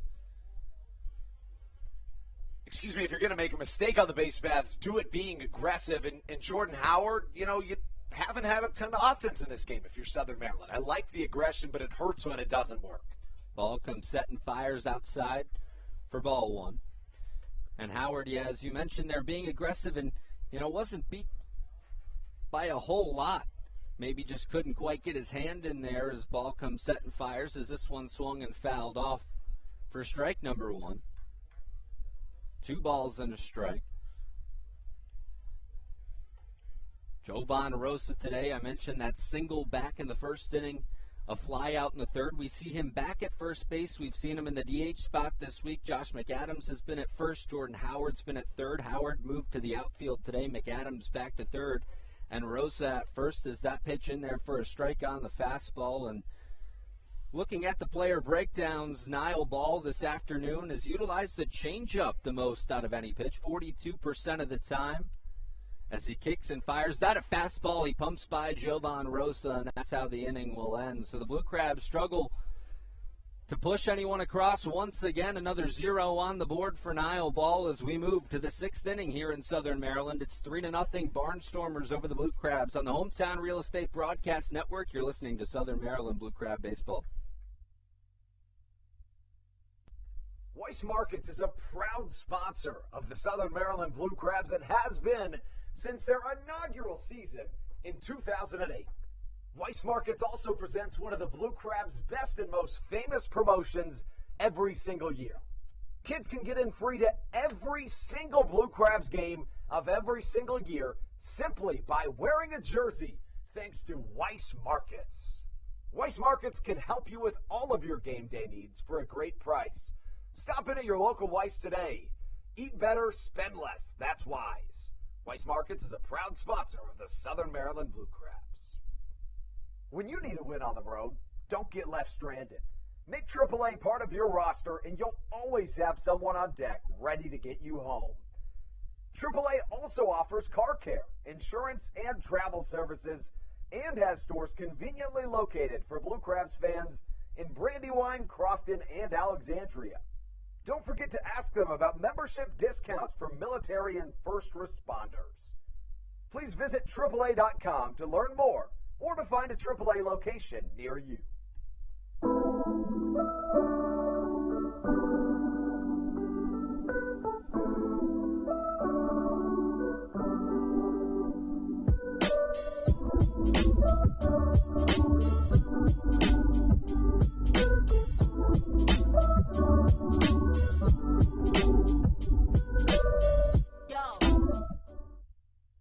This is Matt Latos, and you're listening to the Hometown Real Estate Broadcast Network.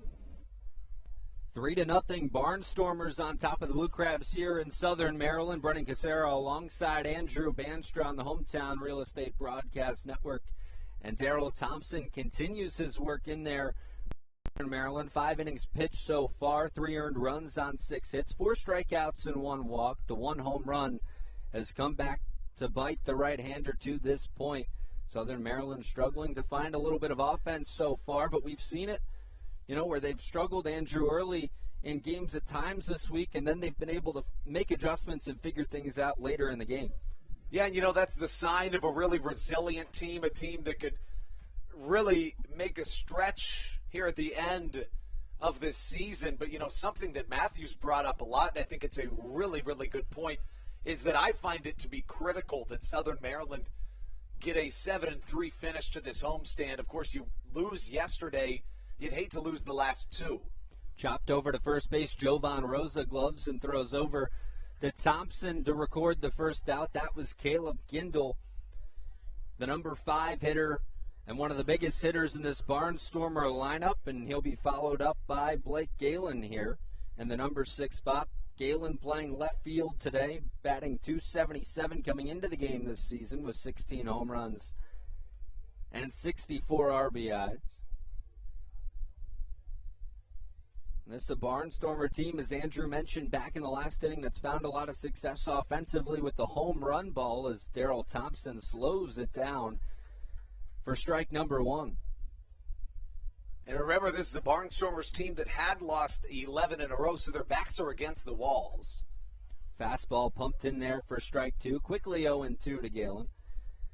And yeah, you mentioned it there, and it was a Friday night where it felt like, if you were Lancaster, you could have had that game with a little bit of early offense that was provided, but they were unable to score. As that one's pumped by Galen for strike number 3, so out number 2 recorded for Daryl Thompson. And quickly he's working here in the top of the 6th inning.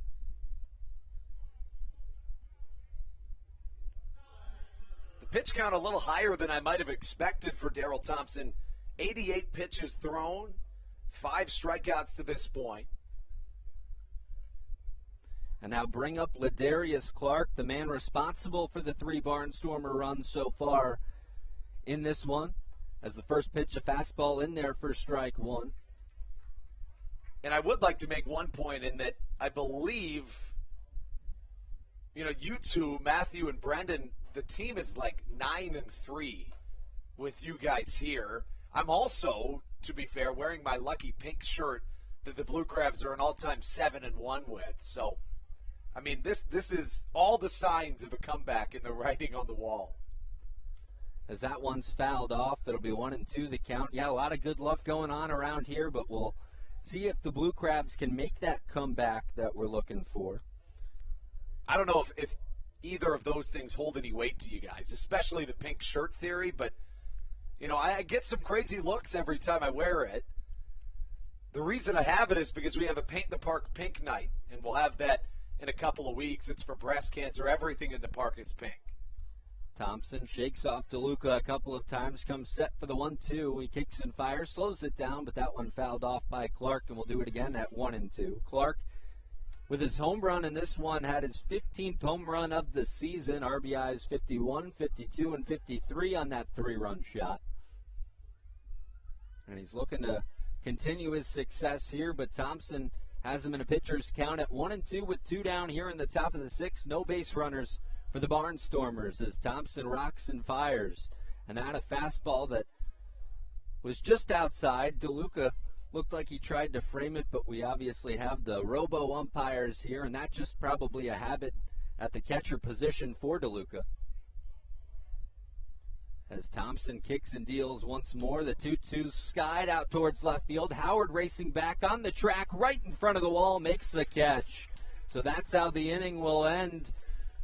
No threat from the Barnstormers here in the top of the 6th as we move to the middle of the 6th in Southern Maryland. Lancaster on top of the Blue Crabs, 3-0. And the Blue Crabs coming to bat on the Hometown Real Estate Broadcast Network. You're watching Blue Crab Baseball.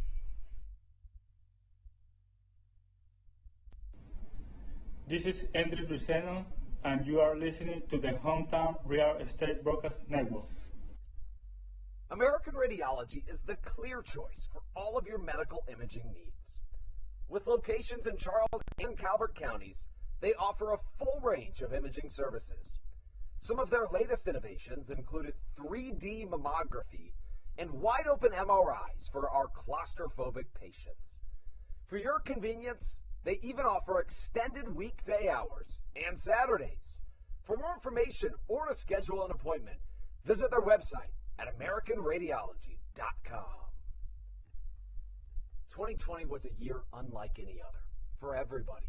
Quickly, the Southern Maryland Blue Crabs came to the realization that baseball must take a backseat to humanity.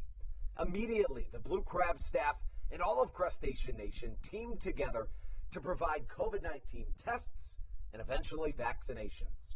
Southern Maryland's hometown team also hosted food drives, blood drives, backpack drives, toy drives, and so much more, all to help their community. The Blue Crabs couldn't be more thankful to the healthcare heroes that have gotten us to this point and helped our community so much throughout the COVID-19 pandemic. That's why this season is dedicated to our healthcare heroes. Each Saturday night, we will have a healthcare hero, a local healthcare professional, throw out the first pitch of the game and be honored. That's why in 2021, all season long, healthcare professionals get $5 tickets to every single Blue Crabs game. Thank you so much, healthcare heroes, for all that you have, are, and will continue to do for our community. This is Coach Doug's, and you're listening to the Hometown Real Estate Broadcast Network.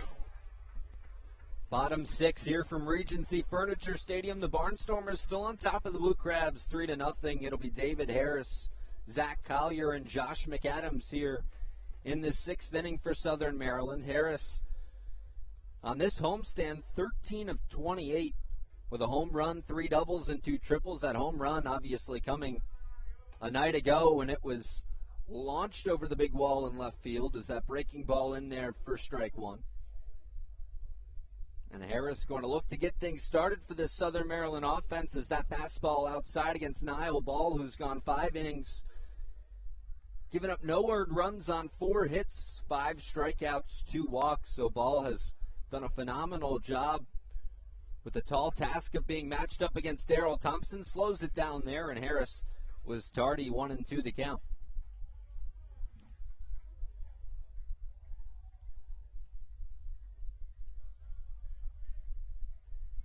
Blue Crabs 7-10 this season against the Barnstormers. As Ball's fastball upstairs. 2-2 the count evens up.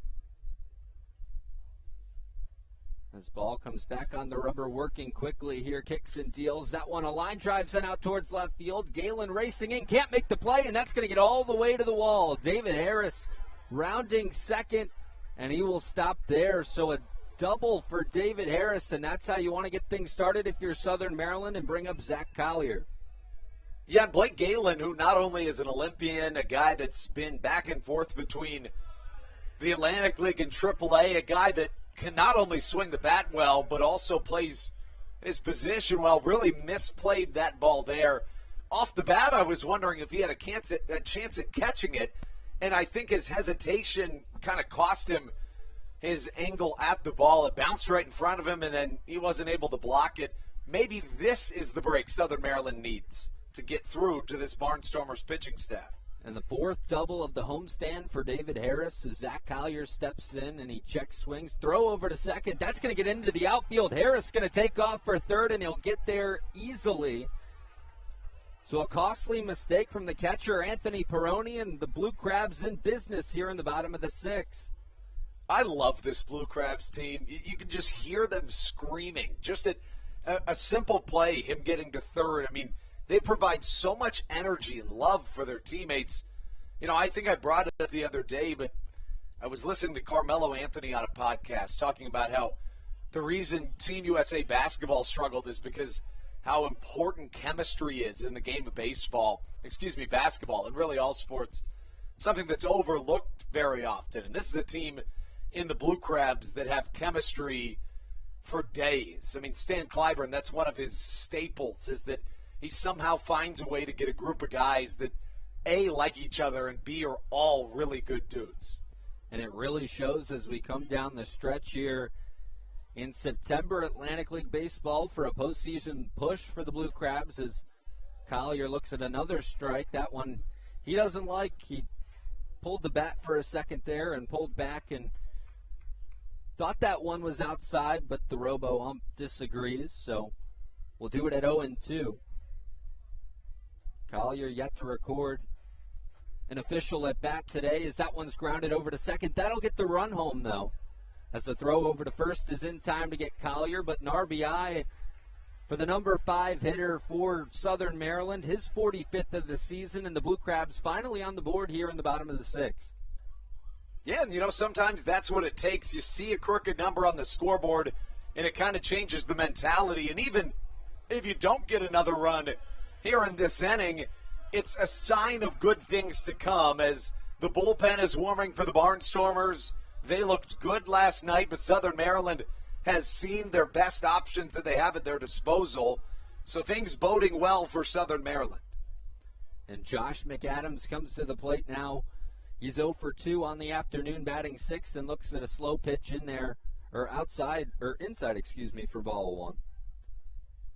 And we continue to look at the breakdown from Niall Ball, using his changeup almost 40% of the time, the sinker almost 30% of the time as that fastball's outside. Quickly 2-0 to McAdams. He's only used that fastball about 6% of the time in this one, so it's been an interesting mix of pitches from Niall Ball as that slow pitch in there for the first strike of the at-bat, 2-1 on the breaking ball, and Niall Ball toes the rubber quickly, and Daryl Thompson and Niall Ball quick working pitchers in this one as that one's chopped down the left field line but foul into the Blue Crab bullpen. Joe DeLuca waits on deck as McAdams looks to continue things here in this bottom of the sixth. The Blue Crabs looking to rally back from an early Barnstormer 3-0 deficit as that pitch inside, and 3-1 the count now, or 3-2 the count with that foul ball. So the count is full to McAdams.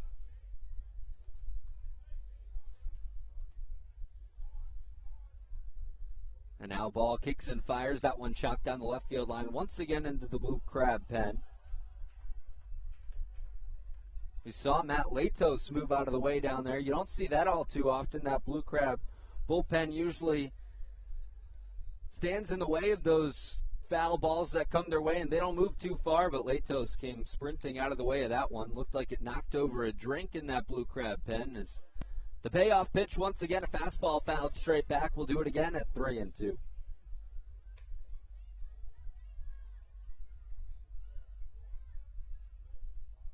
Niall Ball came into the game with a 2-5 record, a 5.31 ERA, and allowed 5 runs in his last start, and a breaking ball outside for ball 4. So McAdams draws a walk here, and there's 1 on with 1 out, and Joe DeLuca to the plate for the Blue Crabs. Josh McAdams has evolved so much as a hitter over the course of this season. Obviously, the power numbers are something that's going to jump out at you, but you've also seen him go the other way, stay through the ball, a lot of line drives for the third baseman. But something really in this month that has taken a huge jump up and added a completely different element to his game is the walk numbers. He's on a 4-game walk streak now. In that time frame, he's picked up 7 walks.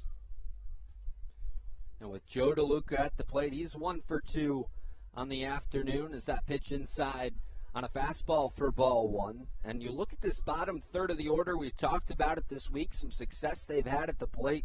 22 for 78 this week is the 7, 8, and 9 hitters for the Blue Crabs. That's good for 282, and they've gotten things started at times when Southern Maryland has needed them, as that pitch outside for ball number 2, 2-0 the count. Now a different look at the bottom of the order today with Tucker Nathans in there hitting 8th and playing second base. Typically Jordan Howard in that 8th slot. He takes over at the 1 spot this afternoon for Matt Hibbert as a jam shot sent over towards second, and that one's over the head of the second baseman. McAdams sliding into second. He's safe, and everybody's safe at first and second.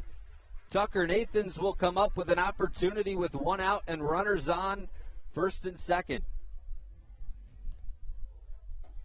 And that just a little jam shot that got over the outstretched glove of Blake Alleman. And now Ross Peoples going to have to talk to his pitcher who's in a bit of a jam, and really the first jam we've really seen today that I can recall, Andrew. It looks like that's the hook on him, and you're exactly right. And to be honest with you, I don't necessarily know that it was Niall Ball's fault. I don't think it was his defense's fault either. Oftentimes in the game of baseball, you get a couple of chances to take advantage of another team's mistakes, one of them being that misplayed ball in left field by Blake Galen when David Harris reached, and that allowed him to score. You then look at the throw into the outfield earlier in this inning that let Harris get to third, and then he came around to score. The walk from McAdams, and now a bloop single. All in all, a good outing from the right-hander Ball, and now Southern Maryland gets to turn to a Lancaster bullpen that has been somewhat depleted over the last week. And with that pitching change, we'll take a quick break here on the Hometown Real Estate Broadcast Network. Get you some information on the new pitcher as the Barnstormers lead the Blue Crabs, but the Blue Crabs threatening here in this bottom of the 6th inning. On the Hometown Real Estate Broadcast Network, you're listening to Blue Crab Baseball.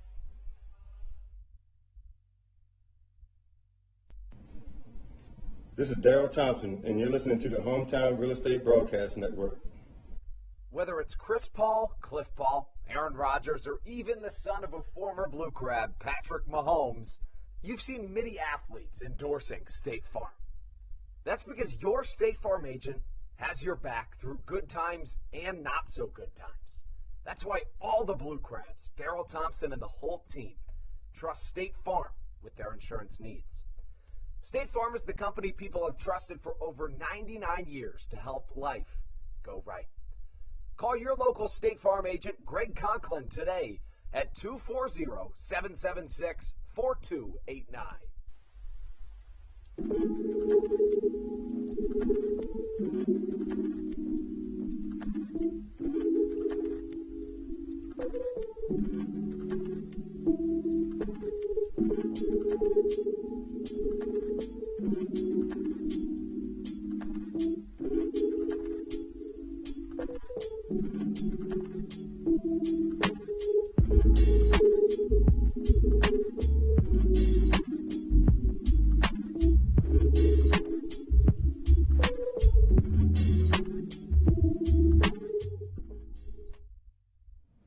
This is Kent Blackstone, and you're listening to the Hometown Real Estate Broadcast Network.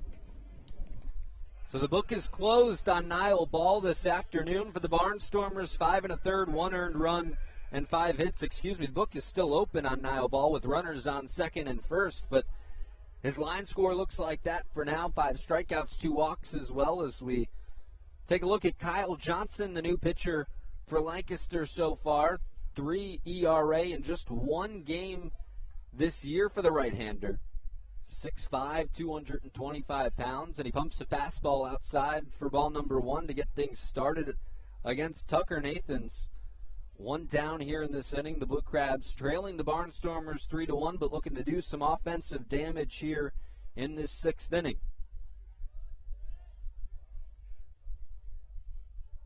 Johnson works out of the stretch, takes a look at second, now kicks and fires, and that one a fly ball out towards left center field.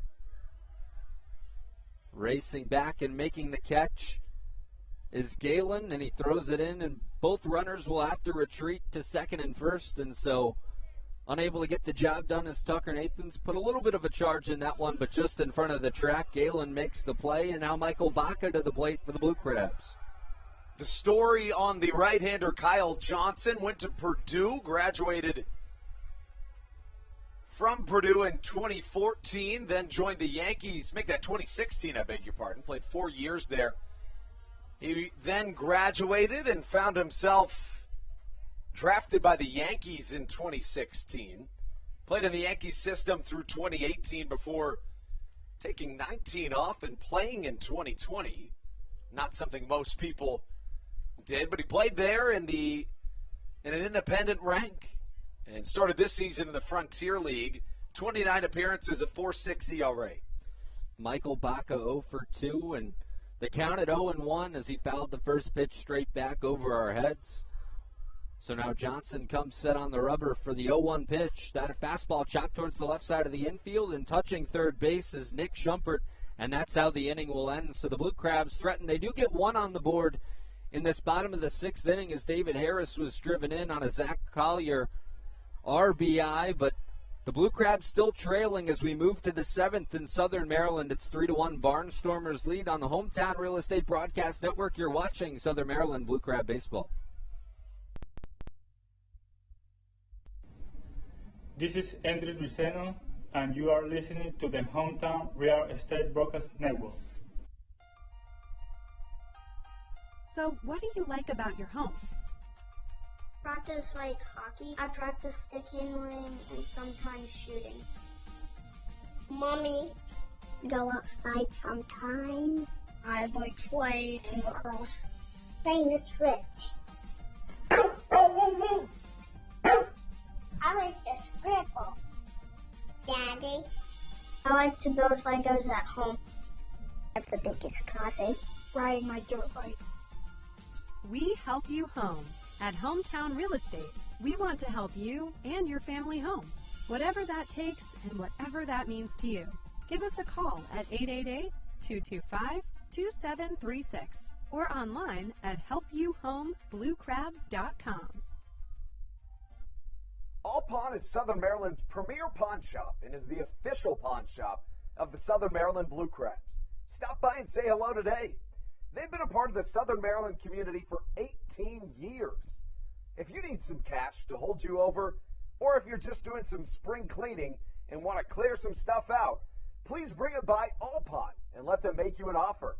If you have broken jewelry or some that you just don't want anymore, please bring it by, and they'll pay you more than anyone in the Tri-County area. This is Brandon Barker, and you're listening to the Hometown Real Estate Broadcast Network.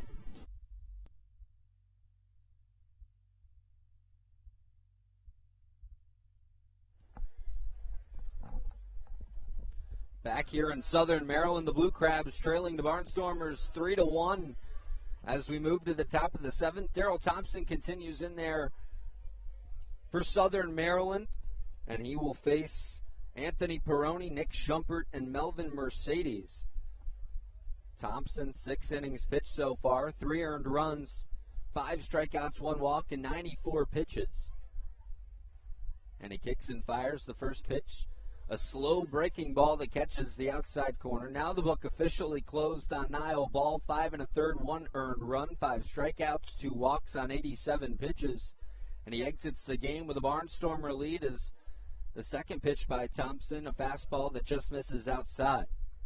Really one of the better pitching performances that we've seen the entire month by an opposing pitcher here at the Reg. And another fastball chopped down the right side and foul. So 1-2 the count on Peroni, who came into the game hitting .262 with a home run and 29 RBIs.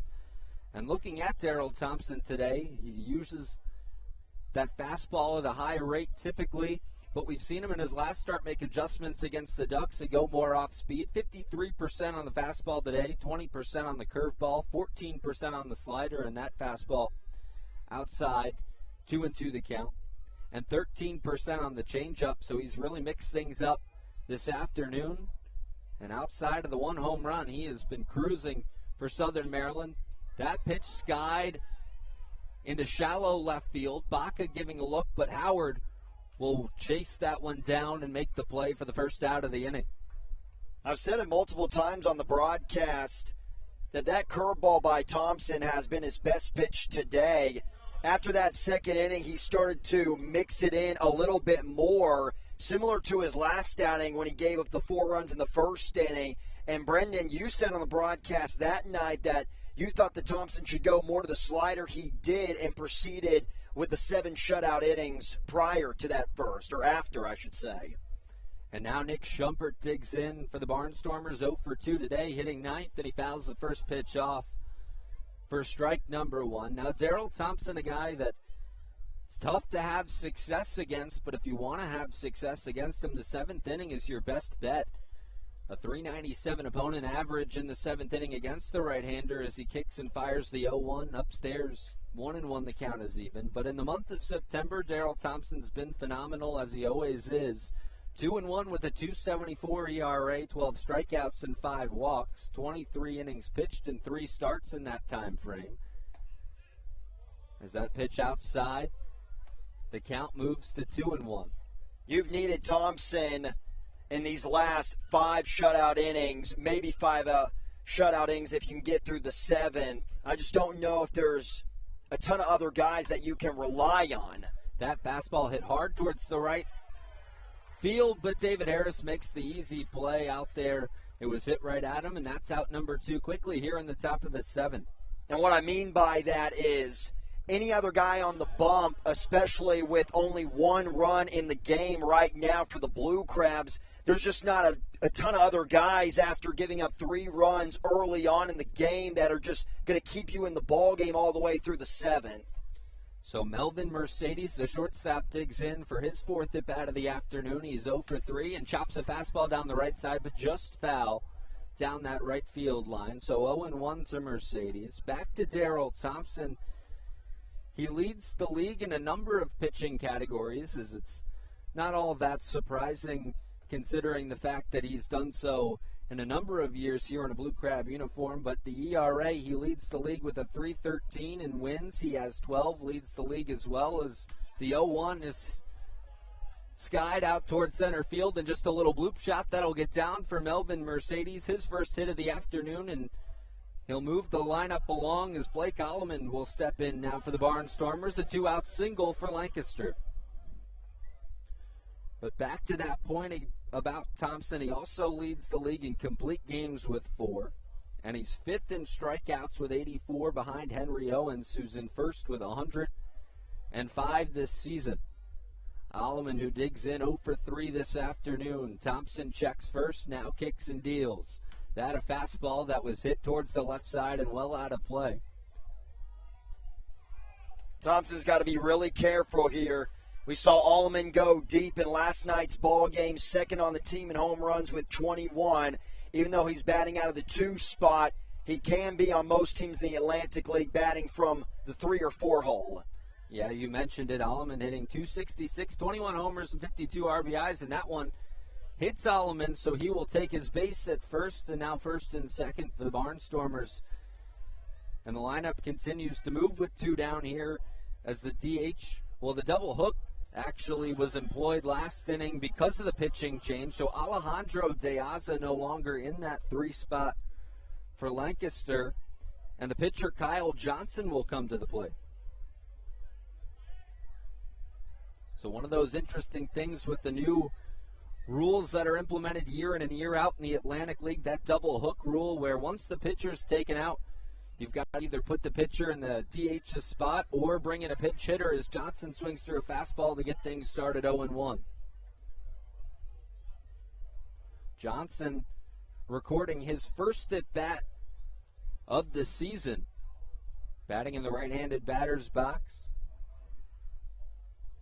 Johnson out of San Diego, California, and he looks at a fastball outside, 1-1 the count.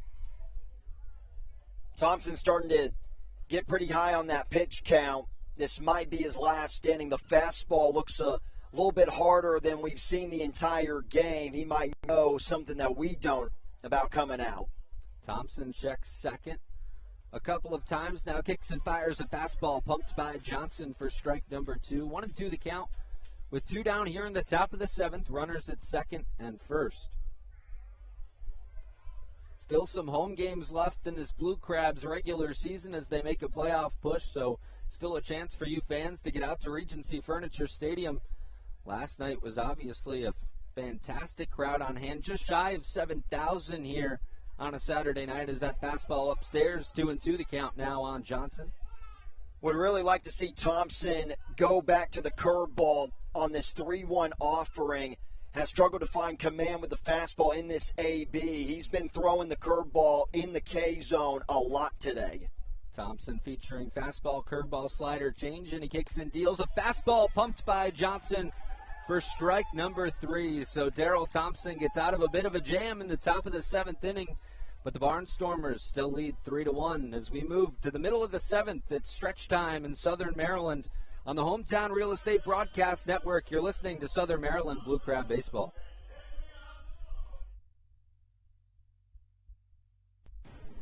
This is Joe DeLuca, and you're listening to the Hometown Real Estate Broadcast Network. Dyson Building Center is one of the oldest family-owned and operated hardware, lumber, and building supply stores in Southern Maryland. They are located in St. Mary's County on Route 5 in Great Mills. Dyson's has an expansive and diverse inventory to help you with all of your home improvement and project needs. Whether you're new to the world of DIY, a tried and true DIY professional, or somewhere in between, the friendly and experienced staff at Dyson Building Center is ready and willing to help you today.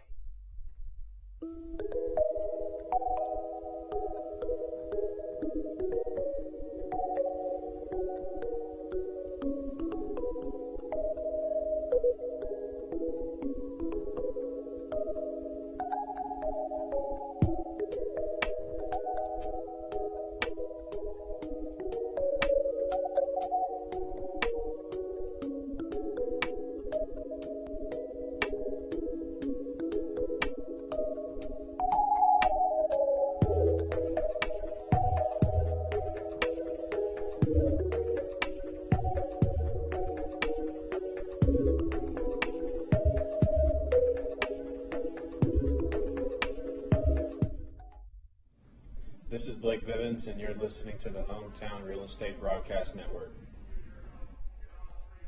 Kyle Johnson back on the mound for the Barnstormers. Andrew Banster here with Brendan Casera.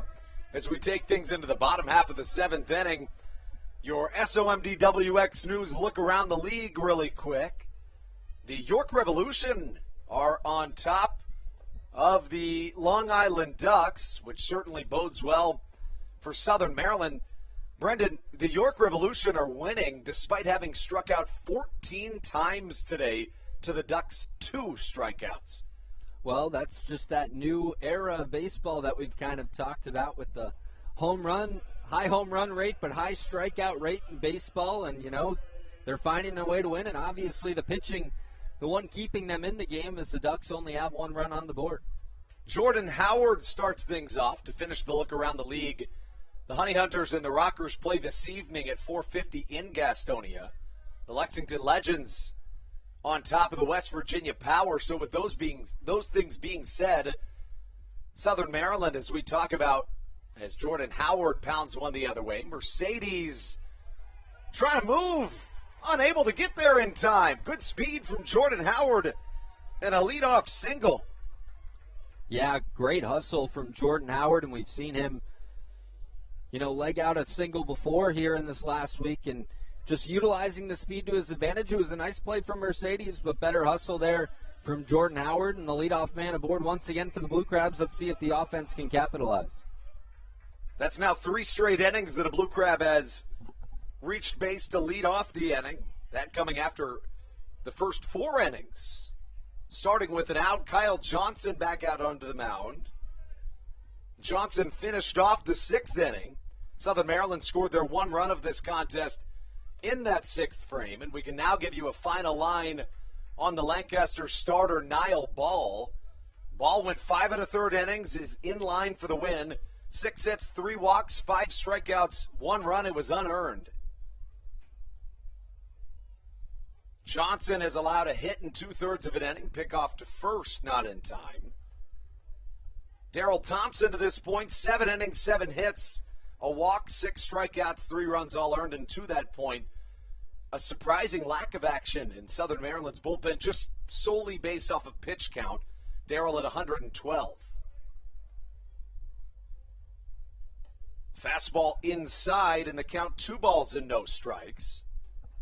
Silva, a guy that can do a lot of damage, entering play today in this series, was 5 for 8 with 2 walks, 2 doubles, and 2 triples. Had a double and 2 triples last night, but is hitless today. Hit a really deep fly ball in the 1st inning. 2-0 downstairs, and ahead in the count now 3-0 is Ruby. And Ruby in the perfect situation here, a hitter's count for a guy who's had a lot of success. And, we've already had Ruby up once today with a runner on and nobody out. We'll see if he can take advantage this time around, as he's had a great series here against Lancaster. The Barnstormers playing him really deep. 3-0 misses outside, and a 4-pitch walk brings the tying run to the plate. The go-ahead run to the plate in the form of Jovan Rosa.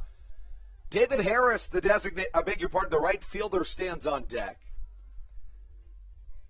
And that double hook rule, it was designed, we talk about the double hook designated hitter rule that is designed where the designated hitter comes out when the starting pitcher does.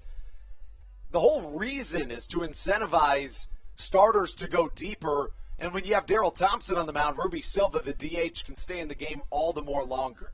Absolutely, and we saw that double hook rule implemented in the last inning when Kyle Johnson had to come up in a situation where Lancaster had an opportunity to extend their lead, really. So you see how that double hook rule can kind of play into things. The DH obviously gets replaced by either the pitcher or a pinch hitter once the starter leaves the game. And another note here, it looks like Andres Briseño getting up and warming in that Blue Crab pen.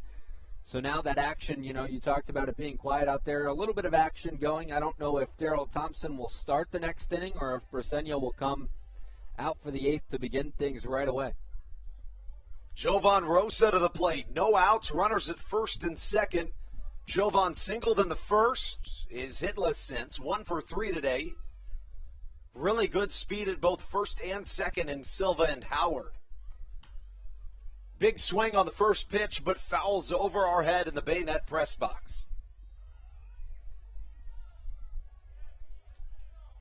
Rosa went 1 for 3 with a run scored and an RBI last night.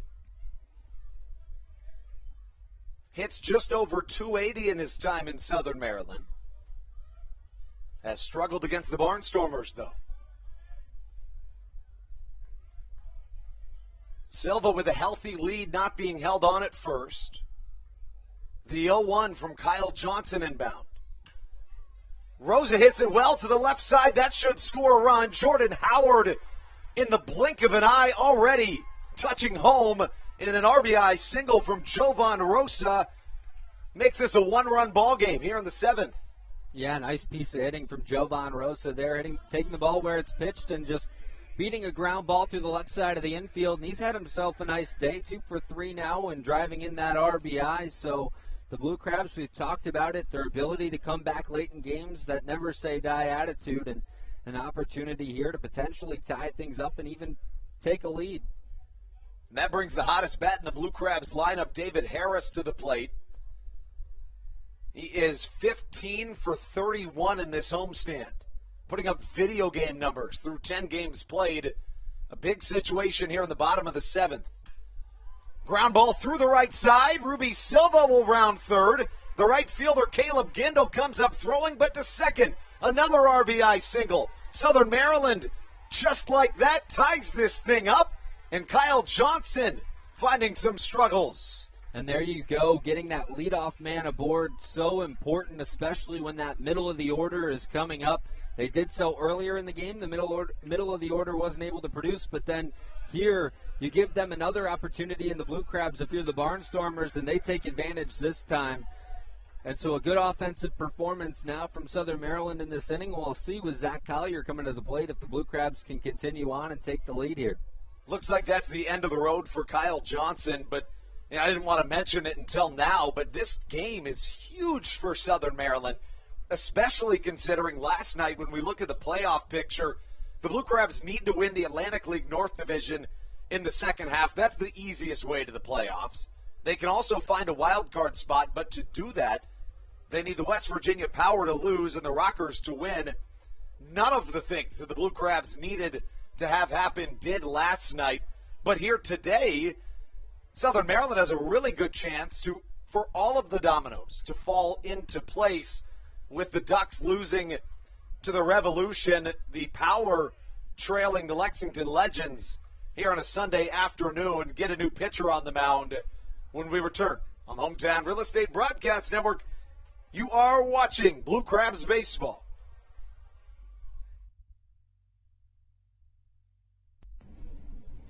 This is Daryl Thompson, and you're listening to the Hometown Real Estate Broadcast Network. Chick-fil-A of Charles County has been a proud supporter of the Southern Maryland Blue Crabs since their inception in 2008. For years, they have sponsored the Southern Maryland Blue Crabs, America's prisoners of war and missing in action.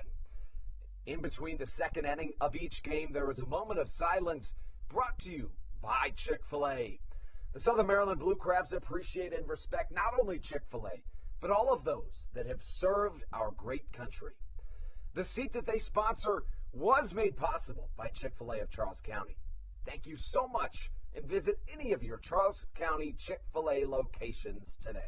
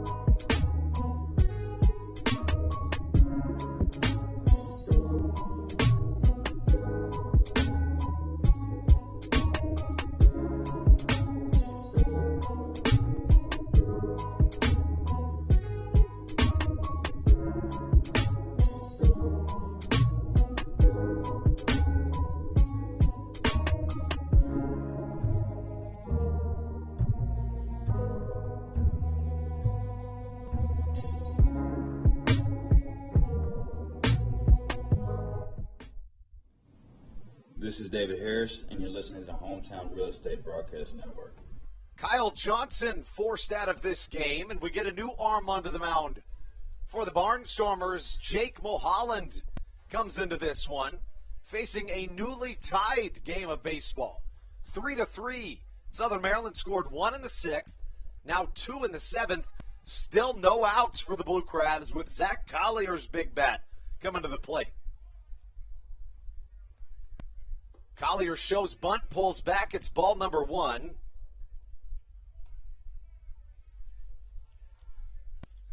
Collier hitless today, but very productive. Walked and then was hit by a pitch before grounding out, but driving a run home. And one of the hottest hitters on this homestand, 14 of 27 with 9 RBIs for Zach Collier. Collier shows bunt once more, but pulls back again, and Mulholland finds himself down 2-0. We saw the southpaw last night in Jake Mulholland. He's only made 2 appearances this season for the Barnstormers. Collier pops the bunt up. Unable to get there is Nick Schumpert. And kind of an interesting decision to bunt here. Understand, the idea with just trying to get that one last run across. I was having the same thought go through my mind as you said it. Of course, no outs, runners at first and second. And you play small ball, you try and get that one last run and turn it over to Briseño and then Lato. So that probably the thought process more than maybe trying to open this up here. Collier pulls back. It's a called strike, and now he'll have to swing with a 2-2 count. Now, Jake Mulholland started his professional career earlier this year with the New Jersey Jackals in the Frontier League, a 9.58 ERA across 10 1/3 innings. In not much time, has found success in the Atlantic League, but Zach Collier trying to flip the tides. A curveball way outside, and the count runs full at 3-2. Still no outs in this one. David Harris stands at first.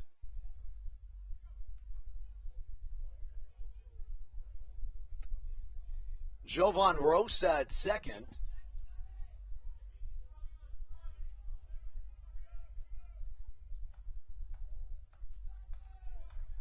The 2-2, make that the 3-2, and misses downstairs. And I don't think anybody in the history of professional baseball has ever come up with the bases loaded as often as Josh McAdams has, but he's got a big situation here. You mentioned it there, and I don't have the stat on it, but Josh McAdams, it seems like every time I've been on a call with you in the last week, Josh McAdams has come to the dish with the bases loaded, and no bigger opportunity than right here for McAdams in a 3-3 tie ball game and a crucial Game 3 in this series with the Barnstormers. Now, I told you that Jovan Rosa was at second. It's actually a pinch runner in Matt Hibbert as Jake Mulholland misses upstairs. 1-0 the count. Briseño still warming in the bullpen. Bases juice, no outs in the bottom of the 7th. The power bat of Josh McAdams to the plate. 1-0 downstairs, and the count now 2 balls and no strikes.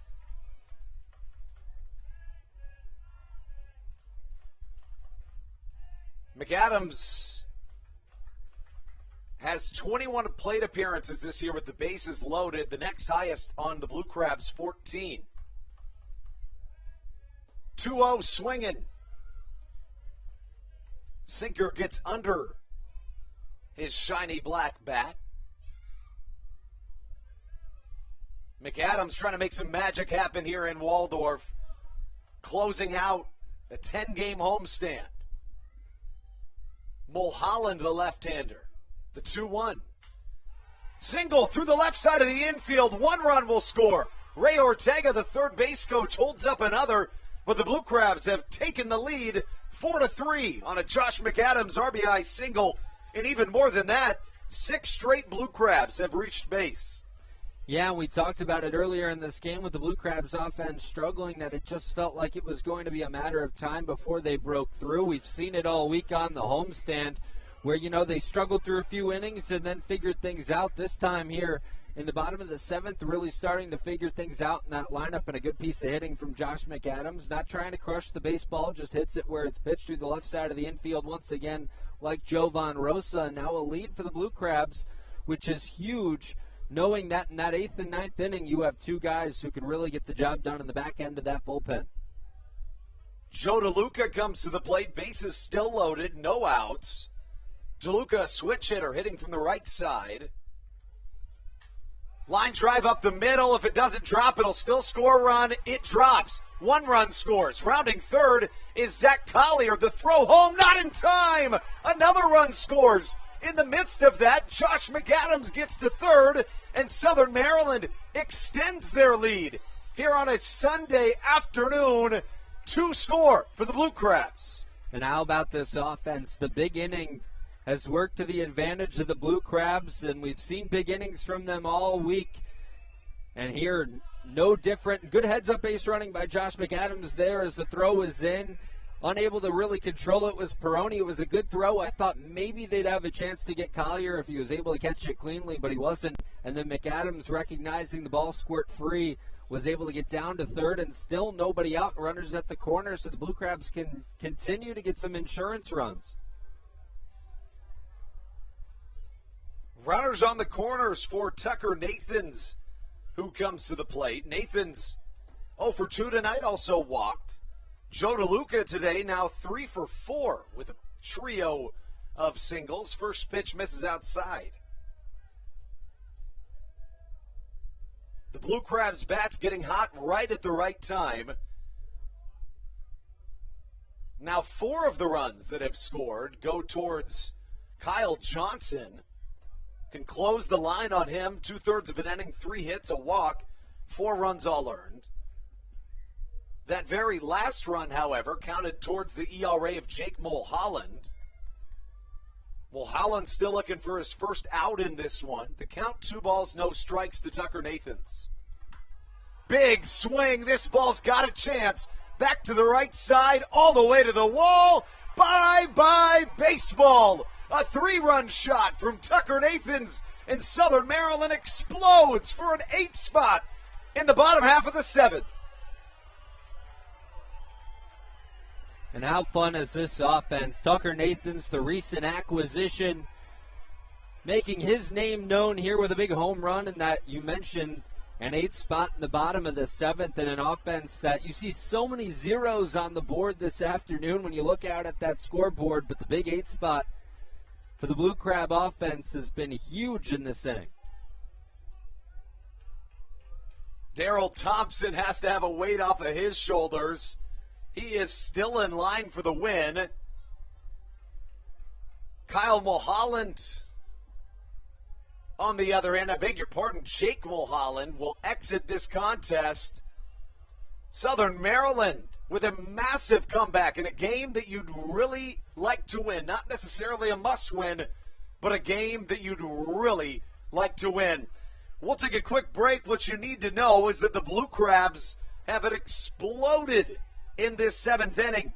8 batters have come to the plate. All of them have reached base. 6 hits, 2 walks. Still no outs in this 7th inning. Get you information on the new pitcher and Michael Baca coming to the plate when we return on the Hometown Real Estate Broadcast Network. This is Andrew Riceno, and you are listening to the Hometown Real Estate Broadcast Network. American Radiology is the clear choice for all of your medical imaging needs. With locations in Charles and Calvert counties, they offer a full range of imaging services. Some of their latest innovations included 3D mammography and wide-open MRIs for our claustrophobic patients. For your convenience, they even offer extended weekday hours and Saturdays. For more information or to schedule an appointment, visit their website at AmericanRadiology.com. 2020 was a year unlike any other for everybody. Quickly, the Southern Maryland Blue Crabs came to the realization that baseball must take a backseat to humanity. Immediately, the Blue Crab staff and all of Crustacean Nation teamed together to provide COVID-19 tests and eventually vaccinations. Southern Maryland's hometown team also hosted food drives, blood drives, backpack drives, toy drives, and so much more, all to help their community. The Blue Crabs couldn't be more thankful to the healthcare heroes that have gotten us to this point and helped our community so much throughout. A newfound 6-run lead here at Regency Furniture Stadium. And Logan Sawyer will come onto the mound trying to stop the bleeding here on a Sunday afternoon. First pitch, well hit left center, should be playable in center for Ladarius Clark, who tracks it down for out number 1. The first out recorded in this 7th inning for the Blue Crabs offense. And just like that, Jordan Howard, who started this inning, will come back to the plate. Yeah, not the real impressive thing. Obviously, nobody out in that whole 8-run explosion by the Blue Crab offense. So they bat around and still only record 1 out. And Jordan Howard can come up, and this offense can continue to do some damage here. Yeah, I don't see why they don't just do it all over again. Howard started this inning off with a single. He later scored. Ground ball to the right side. A toss on to first in time. And you remember, this all started after out number 2's recorded. This all started with that Howard infield single that he legged out. Yeah, and that's why you hustle around the bases if you're Jordan Howard. And that's all we've seen from Jordan Howard, since he's been here.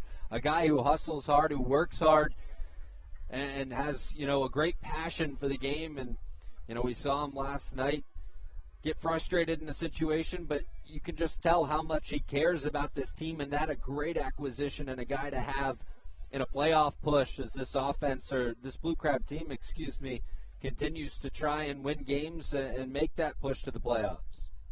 Ruby Silva in his second at-bat of the inning. He walked and later scored. And that patience and precision from Southern Maryland was what finally cracked this Barnstormers pitching staff. When you look back to that infield single, and then Ruby Silva, a guy that's generally aggressive at the plate, has been less so this year, but he draws a walk, and both of those guys come around to score, and at the time, tie the game. 1-0 the count. Silva fouls one towards his own dugout.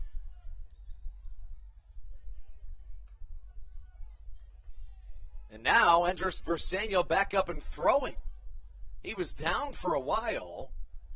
You wonder if they maybe made the determination that he had just already warmed up for so long, you might as well bring him in now. That's the only thing I can really think about. Or maybe you just get him a relief appearance anyways today with the off day tomorrow. The count 2-1. Yeah, that's a good point. That's what I was thinking is you have the off day tomorrow, and Bersenio won't have to throw. After that off day, the Blue Crabs began a 6-game road trip. First, they go to York for 3, and then Lancaster for another 3. 2-1 hit to the right side through the infield, and Ruby Silva is not ready for this 8th inning absolute domination to come to a halt. 8 runs have already scored in this frame. Southern Maryland is going to send up to the plate their 12th batter of this inning, coming in the form of Matt Hibbert, who pinch ran earlier in this inning. And a great piece of hitting from Ruby Silva, a breaking ball in there from Sawyer, and he just keeps the hands back and rips it through the right side of the infield. So some good hitting from Ruby Silva, as we've seen all weekend, and as you mentioned, Matt Hibbert here with his first debut. Hibbert got the start in each of the first 9 games of this homestand. Was going to get the day off today, but with runners at first and second and no outs, looking all the way back to the start of this inning, Zach Collier was trying to bunt, unable to do so, ended up walking for the bases to get loaded, and trying to get that run over. Stan Clyburn put the speed of Matt Hibbert on the bases, Subbing in for Jovan Rosa. Sawyer with a fastball, the count 0-2.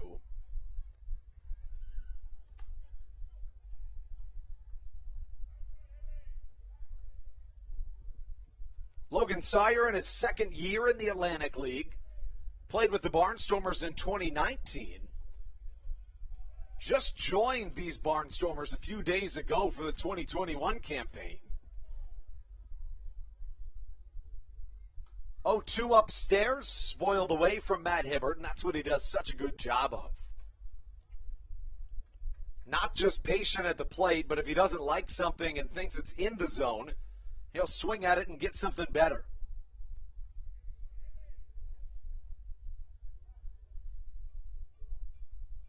The Blue Crabs have 7 hits, 8 runs in this inning. The 0-2 pitch swung on and missed, and Sawyer ends a difficult inning of work for the Barnstormers' defensive front. But Southern Maryland plates 8 runs in their half of the 7th inning, a 9-3 lead after a day that saw the Bats struggling. They come back in an emphatic manner in the 7th. To the 8th we go. It'll be a newcomer, Andres Briseño, on the mound when we return on the Hometown Real Estate Broadcast Network. You're listening to your hometown team, the Southern Maryland Blue Crabs. This is Coach Doug's, and you're listening to the Hometown Real Estate Broadcast Network. All Pawn is Southern Maryland's premier pawn shop and is the official pawn shop of the Southern Maryland Blue Crabs. Stop by and say hello today. They've been a part of the Southern Maryland community for 18 years. If you need some cash to hold you over, or if you're just doing some spring cleaning and want to clear some stuff out, please bring it by All Pawn and let them make you an offer. If you have broken jewelry or some that you just don't want anymore, please bring it by and they'll pay you more than anyone in the Tri-County area. They're located on 301 in White Plains, just south of DeMar Road. Go Blue Crabs! Hey Blue Crabs fans, make sure to visit the All-American Steakhouse and Sports Theater at 35 St. Patrick's Drive, right here in Waldorf, for some great food with great friends. Their steaks are fresh, hand-cut, in-house daily, as well as many other fresh seafood, chicken, and beef options. They offer outdoor and indoor dining, available each and every day, along with the same great menu to go if you would like. Please visit them online at www.theallamericansteakhouse.com. That's www.theallamericansteakhouse.com. You can also visit them on Facebook or Instagram. They have daily specials that you just can't pass up. Thank you, Blue Crabs fans.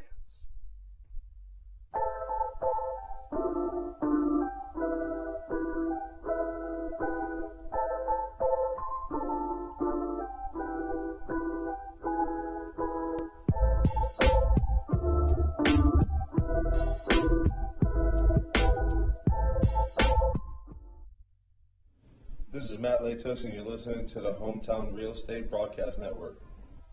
Andres Briseño comes into this game. It looked like when he was first going to come in that it would be with a Blue Crabs deficit. Not the case. A 9-3 Blue Crabs lead as we take you into the 8th. Daryl Thompson in line for the win would be his 13th of the season, making him one shy of tying the all-time Atlantic League career record for wins. Thompson this evening, 7 innings pitched, 7 hits and a walk, 6 strikeouts, 3 runs, all earned, and all came in the second inning on a 3-run Ladarius Clark home run. Kelly Dugan starts things off as Andres Briseño takes the hill. Dugan 0 for 3 today. Southern Maryland with a massive 7th inning. And I think to your point, Briseño had already thrown enough pitches. You may as well bring him in the game. Absolutely. And, yeah, I just think, we had seen him up for a while. Obviously, I don't think anyone could have predicted this being a non-save situation based on, the way the pitching staffs have worked today and, the offenses have been. But credit to the Blue Crabs for continuing on and rallying for 8 in that bottom of the 7th inning. Yeah, they broke out in a big way. I remember when you joined us today, the very first thing I asked you is, what have you been seeing? And you were correct. You said a pitcher's duel, and that's exactly what it was until Southern Maryland absolutely exploded in the 7th. High fly ball to the right side. Back to the track is David Harris. Kelly Dugan a couple feet short of what would have been a solo home run. Instead, it's out number 1 as Enders Bursanio continues nothing short of a phenomenal season here in Southern Maryland. Yeah, you mentioned it. And the guy, we talk about Matt Latos a lot at the back end of the pen, and I made the mention the other night. Enders Bursanio has been phenomenal this season. That 1.79 ERA, a 3-3 record, and in this second half, he has continued to be dominant for the Blue Crabs, and you feel like at the very least this back end of the bullpen is set up for the 8th and 9th innings, and we've made the point this week that we even think guys like Patrick Baker, Dalton Geeky are making names for themselves in that bullpen as well to bring in for the postseason play when starters maybe go 5-6 innings. Bursanio facing Caleb Gindel, who's 1 for 3 today. A ground out, a single, and a strikeout. One of 6 Daryl Thompson victims on the strikeout front. Thompson, with his 6 strikeouts this evening, will almost certainly reach triple digits in that category. And we talked about it earlier, the wind here at Regency Furniture Stadium can sometimes be confusing. It was finally bringing that flag all the way out earlier today, but just like that, it's just completely down.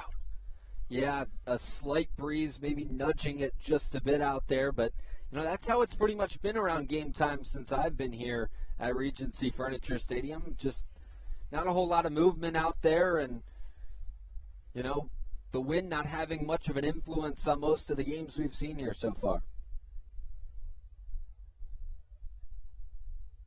2 balls, 2 strikes the count.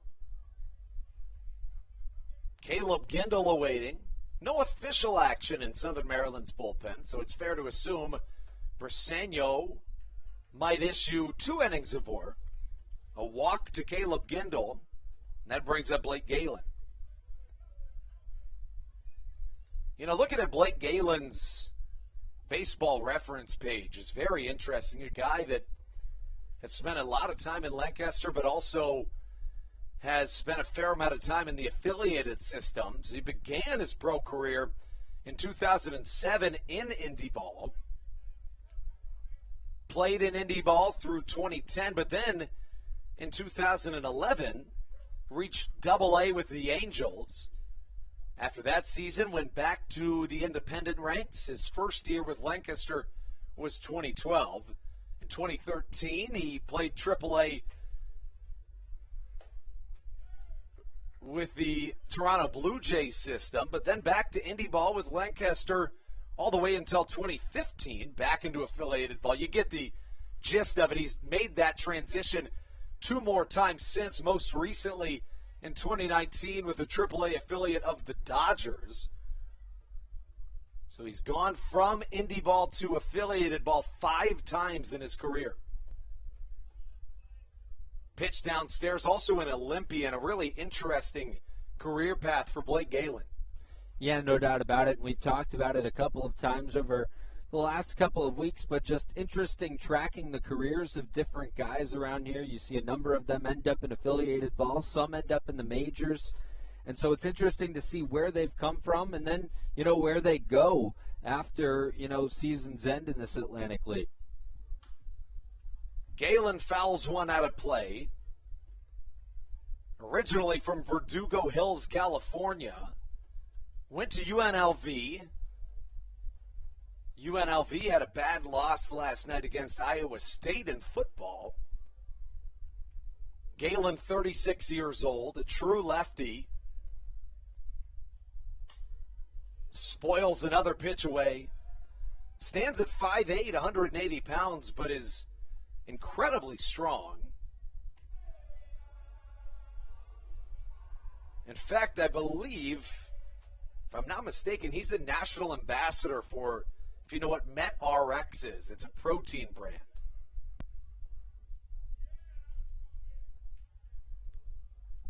Galen awaiting the 1-2 once more. Half-hearted swing on an outside changeup that was brilliantly placed by the right-handed Briseño. 2 away now. And the strikeout numbers are incredibly impressive for Andrés Briseño, a guy that just leaves you with few options and just completely dominates at bats. Briseño earlier this year got his first professional at bat, has had a couple of times at the plate this season. Ladarius Clark up to the plate. Clark hit that 3-run home run, and you talk about sneaky power. Ladarius would be another guy you wouldn't necessarily expect to have the pop that he does. Yeah, no doubt about it. And he put a charge in one back in that second inning. And, you know, we've had that discussion, but there's been a lot of guys who surprise you with some of the power in this league. Also has good speed. A ton of stolen bases this season for Ladarius Clark. Was successful on his first 19 attempts stealing bases in this 2021 season. Briseño offers a changeup just a touch outside, and the count at 2 balls and 1 strike. Andrés with a 1.9 ERA this season has struck out 61 batters in less than 48 innings pitched entering play.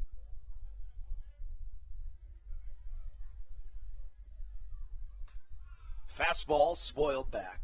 You know, even this month in particular, 8 innings pitched for Andrés Briseño. He's allowed 6 hits while striking out 17 batters in those 8 innings.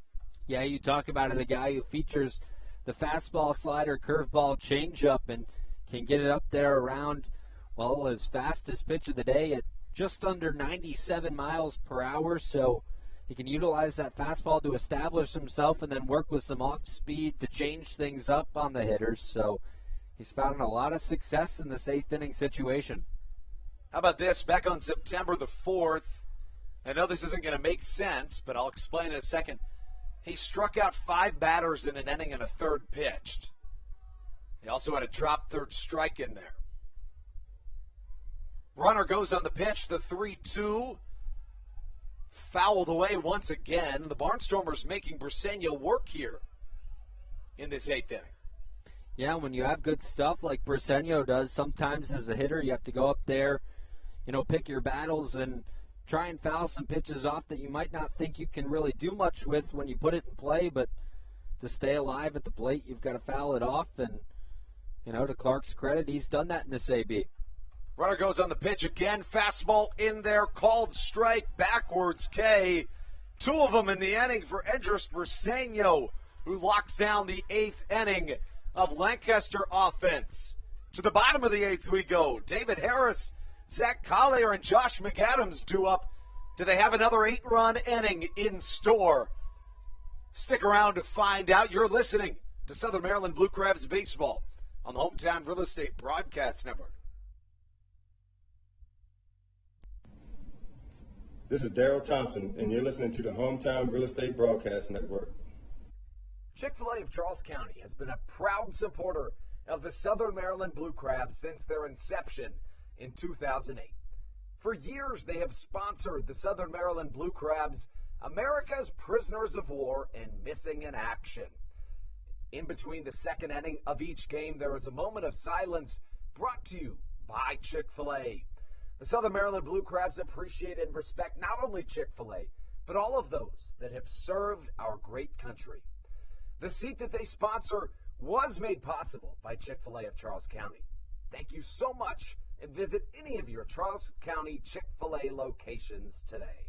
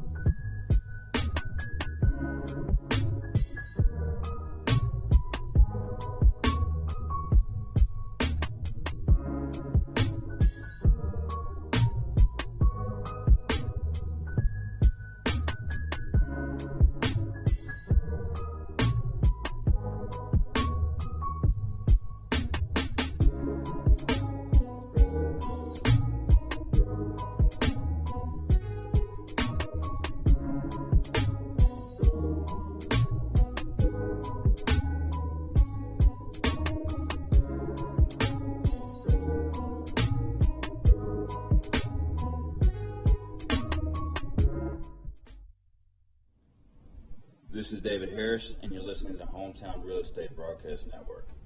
David Harris introduces himself coming into this inning. For your Blue Crabs, quick service note. Our neighbors up the road, the Bowie Bay Sox, are headed to the playoffs. The start of the year, you would have certainly expected that to be the case, but once Adley Rushman and a couple of their other really big prospects were called up to the AAA level at Norfolk, it wasn't all that certain. Grayson Rodriguez, another big name that is still in Bowie, a big reason for their continued success, but they scored 3 runs in the bottom of the 8th to take a 7-5 lead, and now they're going to the AA playoffs. Congratulations to the Bowie Bay Sox.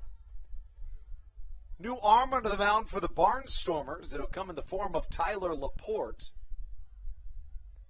This season, in 15 appearances, an 8.76 ERA for Laporte.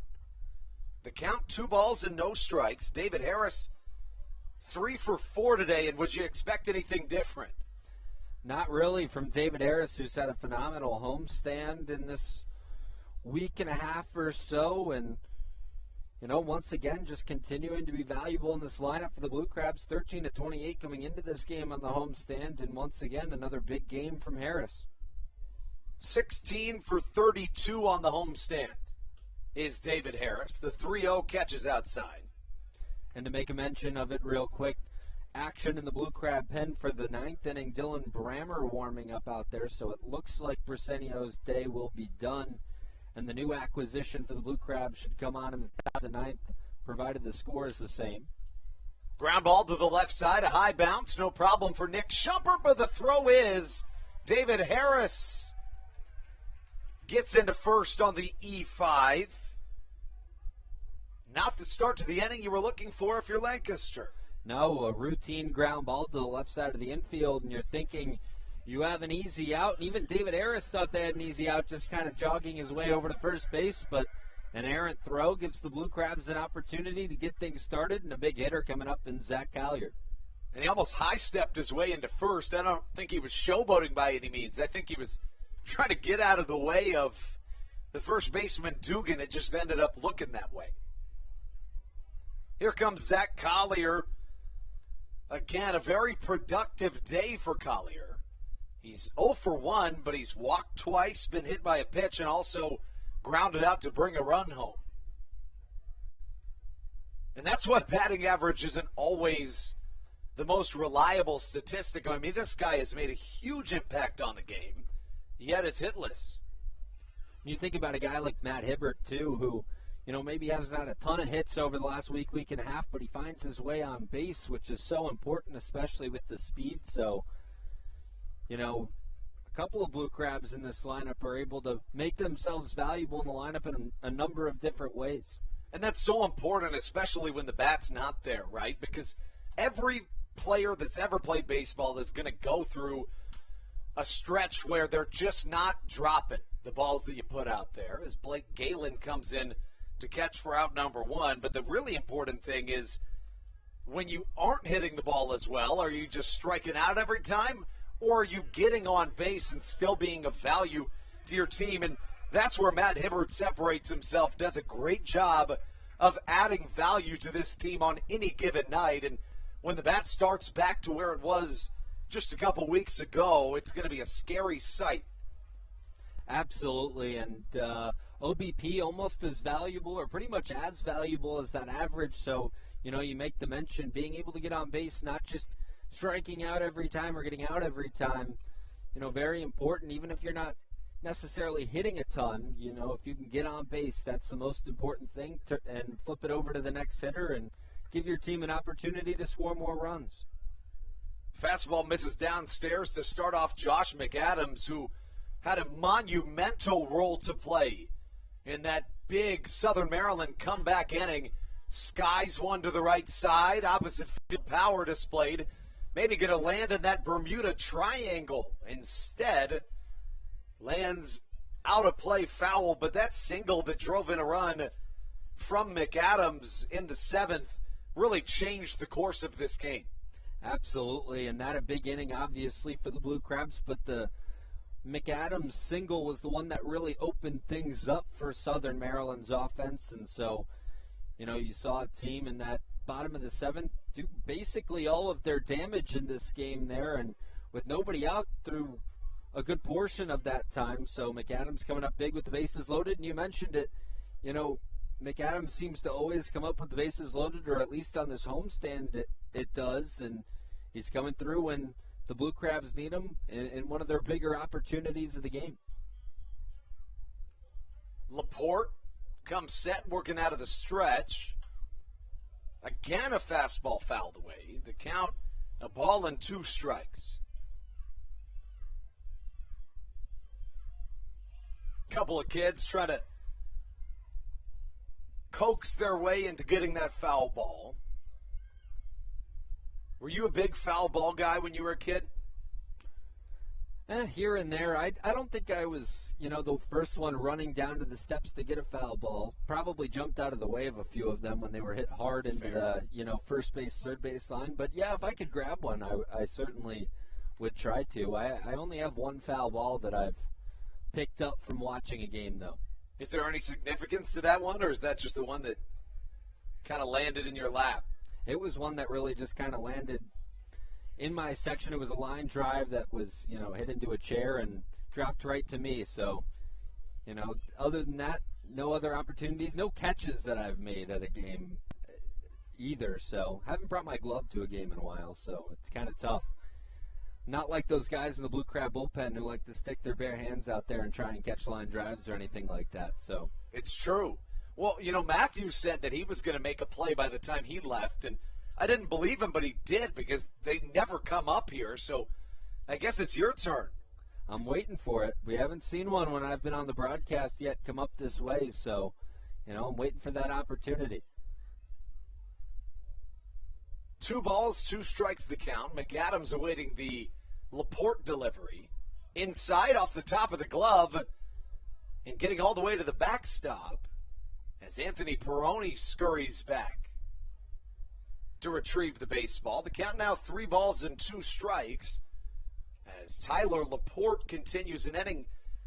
And you can just tell by the body language that the Barnstormers have been defeated in this one. Yeah, no doubt about it. I mean, this is a game that they obviously get out to the early 3-0 lead. You feel like with the way Niall Ball was pitching that you have an upper hand on the Blue Crabs, but the offense for the Blue Crabs doesn't stop there, and in the bottom of the 7th, they really kind of shut things down. Another error by the Lancaster offense. Make that the defense puts runners on second and third. It was a ground ball to Melvin Mercedes, who bobbled it, picked it up with his glove. He fired over to first, but before you knew it, the throw was in the dirt. Put it down as an E6. 2 errors in the inning for the Barnstormers defensively. And now those error numbers up to 4 for the Barnstormers. So one of those situations where, you sit back and you look at where things have gone wrong here and fielding. It's been tough for Lancaster in this one. That brings up Joe DeLuca, who's already 3 for 4 with 2 RBIs today. DeLuca also scored a run and doubled. Joe with a breakout game. Brought 2 runs home on a single back in that 8-run 8th inning for Southern Maryland. The only scoring for the Barnstormers today came on a 3-run home run from Ladarius Clark back in the 2nd inning. Outside of that, it's been all Daryl Thompson and all Blue Crabs. Fastball swung on and missed from DeLuca. The count draws even at a ball and a strike. DeLuca, the switch-hitting catcher, struck out in the 2nd, but 3 straight singles in as many plate appearances. Joe in his 5th season of professional baseball, first in the Atlantic League. Laporte's fastball misses outside. The count 2-1. An 8.53 ERA on the season for Laporte.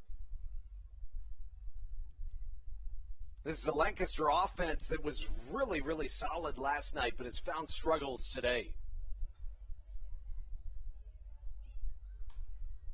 DeLuca offers it a pitch, fouls it back into the Roy Rogers backstop padding. The count 2-2. And when we talk about how huge this comeback is in terms of playoff standings, I mean, it couldn't be bigger. Yeah, no doubt. Long Island obviously losing today to York, and West Virginia losing to Lexington as well. So, a huge day for the Blue Crabs, and an opportunity here to pick up a win would be a massive win going back out onto the road next week. Southern Maryland heads to York, Pennsylvania. They'll take on the Revs for a 3-game set. After that, they head just about 45 minutes down the road to Lancaster. So a relatively easy road trip in terms of distance.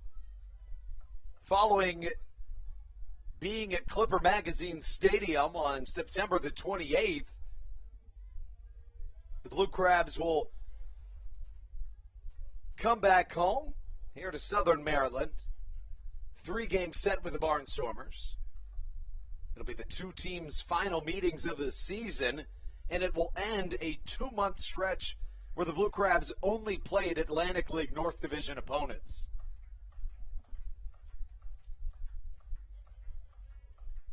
Should have said a month-long stretch. Fastball outside, the count 3-2. And that's why you knew this month of September was going to be so important.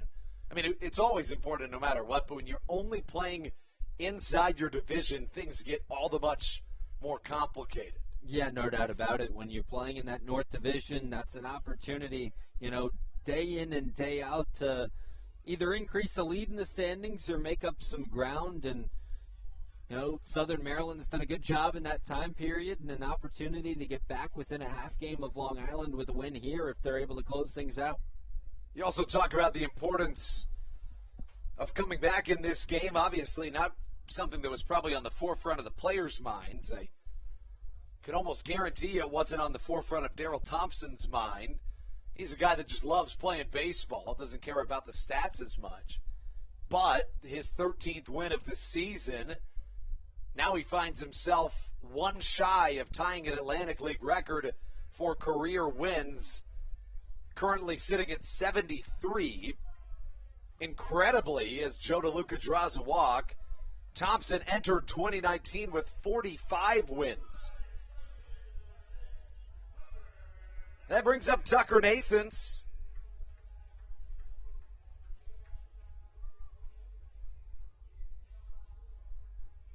Quick check on the calculator tells you that now Thompson, in his last nearly 2 seasons, has 28 wins. Tucker Nathans comes to the plate. His last time up, he hit a 3-run home run to cap off an 8-run 7th inning of action. First pitch swinging. Fastball gets back kind of up near us. I was wondering if you guys might have a chance at that one. Looked like it just squeaked over the roofing here, back over the press box. Tucker Nathans, 32 years old, from Warwick, New York. The 0-1 misses outside. Nathans began his professional career at the independent level, but joined the Baltimore Orioles farm system in 2013. He'd stay in the farm system with the Orioles through 2017, reaching as high as the AAA level in Norfolk in 2017.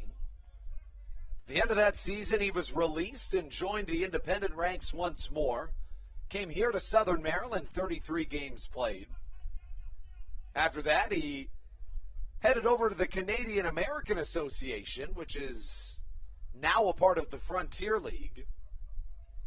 Played in the Frontier League once more to begin this season, and then joined the Blue Crabs to finish off another playoff push.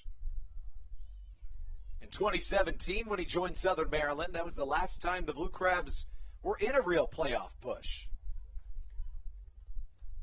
It's a team in Southern Maryland that made the playoffs in 6 of their first 9 seasons, and one of those missed opportunities, they had the best record in the Atlantic League. It was just the whole first half, second half thing that kind of threw them for a loop. Line drive up the middle. Tucker Nathans' day continues. One run will score. Here comes another. McAdams rounds third. He'll come home. Southern Maryland tacks on 2 more and an 11-3 lead here in the 8th inning. And how about Tucker Nathans, another recent acquisition for the Blue Crabs, making a difference. He obviously had the home run back in the 7th inning. And here the RBI single, the 2 RBI single for Nathan. So he's had himself a phenomenal day. And now, I believe, 5 RBIs for Tucker Nathans in this one. Ross Peoples will come out and talk with his pitcher Laporte. And it doesn't get that much easier with Baca. And then the top of the lineup. Inbound for this Blue Crabs offense that to finish off a series and a homestand has absolutely provided a show to the Crustacean Nation faithful here at Regency Furniture Stadium today and tuning in right here on the Hometown Real Estate Broadcast Network. Only 1 out here for Southern Maryland. Runners on the corners. At first, Tucker Nathans. At third, Joe DeLuca. And here comes Michael Baca to try to extend this thing even further. The Blue Crabs trailed 3-0 going into the bottom of the 6th, trailed 3-1 going into the bottom of the 7th, scored 8 runs in the 7th, 2 more here in the 8th inning, and only 1 away with runners on the corners. First Laporte pitch misses inside. This game was moving right along for a good amount of time. We're still only about 2.5 hours into this thing, but these last few innings have, I mean, of course, when you score 8 in an inning, it's bound to happen, but they've certainly taken up some more time. Seems like that's kind of the way it works in the game of baseball. If it goes real fast at the start, it'll even itself out at the end. Baca line drive, single up the middle. Another run scores, make it a 12-3 lead for the Blue Crabs, who just cannot stop hitting. And what a way to end a homestand. If you want momentum on your side, you have it right now. Yeah, and this is a score line that I would not have expected to see from Southern Maryland in this one. As early in this game, the offense was really stymied by the Barnstormers, but, the 10 runs in these last 2 innings, 11 runs in the last 3 innings, and Southern Maryland's done all their damage in the 6th, 7th, and 8th, and 15 hits now for Southern Maryland. It's remarkable what this team has been able to do. 2 Blue Crabs have 3 hit games today, David Harris and Joe DeLuca. In addition, another 3 Blue Crabs have 2 hits today. Jordan Howard, one of those guys. He's 2 for 5, a run scored, and he's at the plate. Singled in the 5th and the 7th. Off-speed misses low and away, and the count 2-0. Again, Niall Ball started this game, 5 1/3 innings. 1 run was unearned, but the Lancaster bullpen has struggled to this point. Howard sees a pitch miss upstairs. The count 3-0.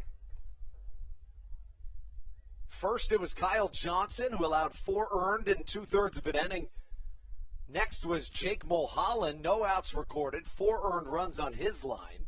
Logan Sawyer shut things down. An inning pitched, no runs, but here for Laporte, as Howard swings at the pitch and fouls it away. 1/3 of an inning and 3 earned runs. And for a Lancaster bullpen, Brendan, that really performed well yesterday, this has been a struggle here on a Sunday.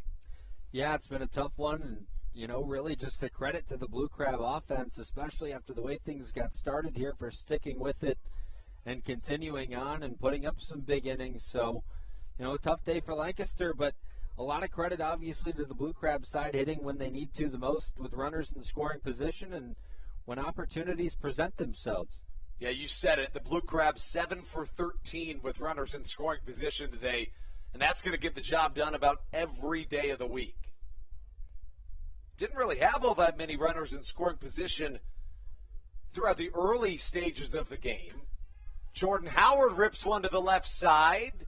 Back to the track and catching is Blake Galen. Of course, Had 4 runners in scoring position throughout the first 5 innings.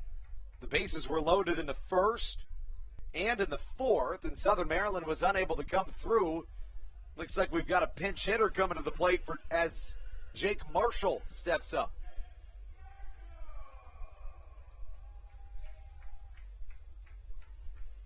Coming in that DH spot that Ruby Silva manned through the first 7 innings of offense. Silva finishes the game 1 for 4, a walk, a run scored, and a single.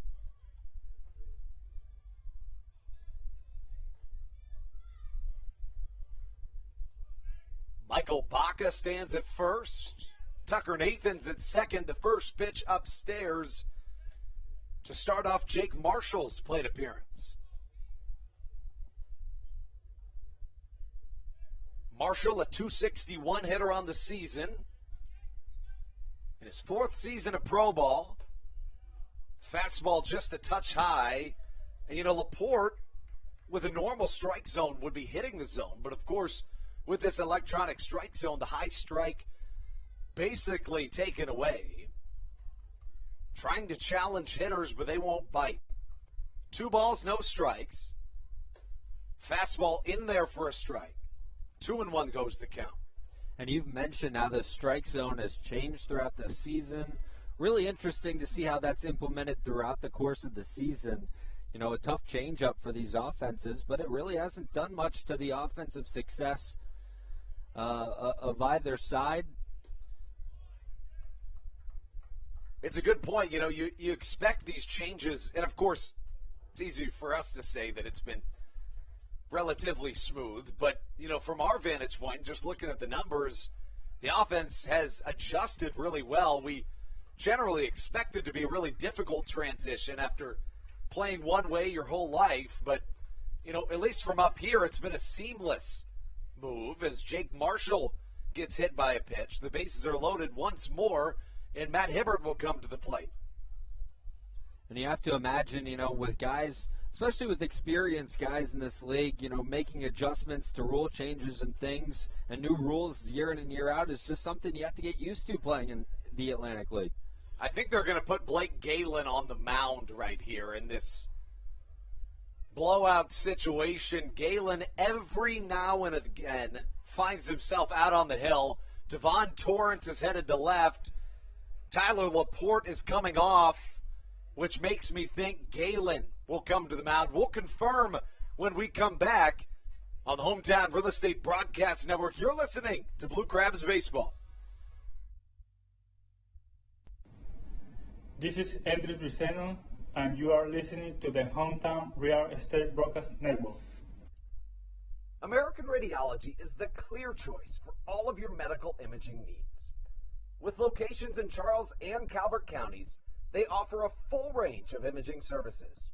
Some of their latest innovations included 3D mammography and wide-open MRIs for our claustrophobic patients. For your convenience, they even offer extended weekday hours and Saturdays. For more information or to schedule an appointment, visit their website at AmericanRadiology.com.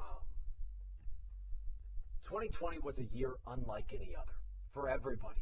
Quickly, the Southern Maryland Blue Crabs came to the realization that baseball must take a backseat to humanity.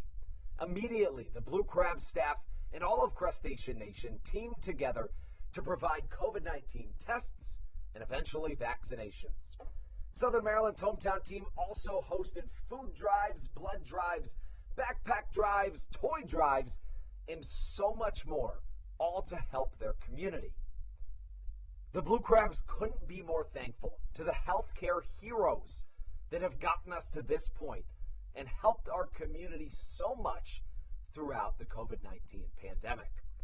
That's why this season is dedicated to our healthcare heroes. Each Saturday night, we will have a healthcare hero, a local healthcare professional, throw out the... This is Coach Doug's, and you're listening to the Hometown Real Estate Broadcast Network. Not something you see every day, but Blake Galen, a position player coming into pitch. Here in a tough spot in the bottom of the eighth. Runners loading the bases, just one out. Matt Hibbert coming to the plate. See what Blake Galen can do out there on the mound. Matt Hibbert comes to the plate. David Harris awaiting on deck. First pitch comes in and hits Matt Hibbert in the foot, and that'll bring a run home, marking back-to-back innings where the Blue Crabs find themselves batting around. And there's two things it feels like watching Blue Crabs games on this homestand that you can almost guarantee watching a game. One, Josh McAdams coming up with the bases loaded, and two, Matt Hibbert getting hit by a pitch, it seems like. You raise a really good point. Yeah, both of those things are almost shoo-ins in any game. Galen kind of just lobbing it in there, looking to get something over the plate, and that approach against a guy like David Harris probably will send a ball way outside of this stadium. Check swing, didn't go around, but a called strike to David Harris as Southern Maryland now leads by double digits, 13-3, having plated 12 runs in innings 7 and 8. Well struck to the right side all the way back is Caleb Gindel, finally catching out number 3, but not before Southern Maryland can tack on another 4 spot. 13 runs have been scored by the Blue Crabs ever since they trailed 3-1 heading into the bottom of the 6th. When we come back, a new arm onto the mound on the Hometown Real Estate Broadcast Network.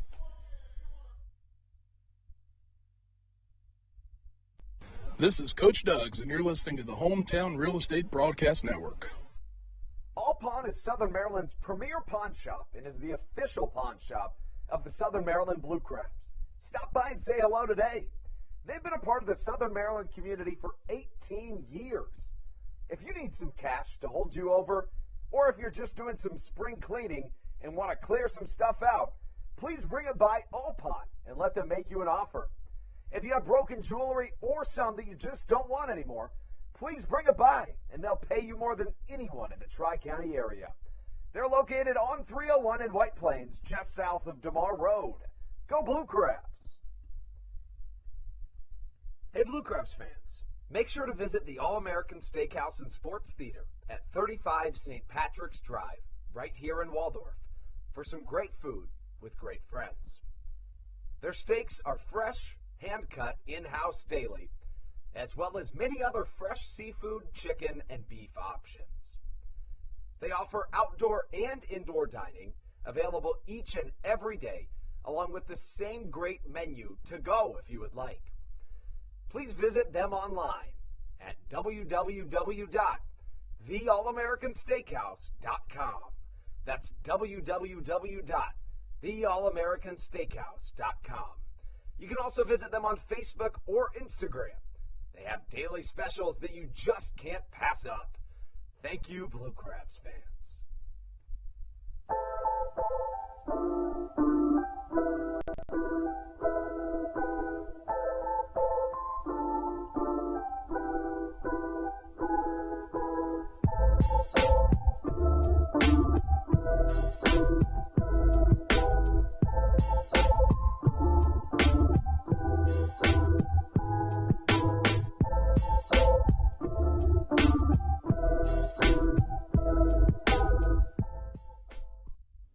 This is Matt Latos, and you're listening to the Hometown Real Estate Broadcast Network.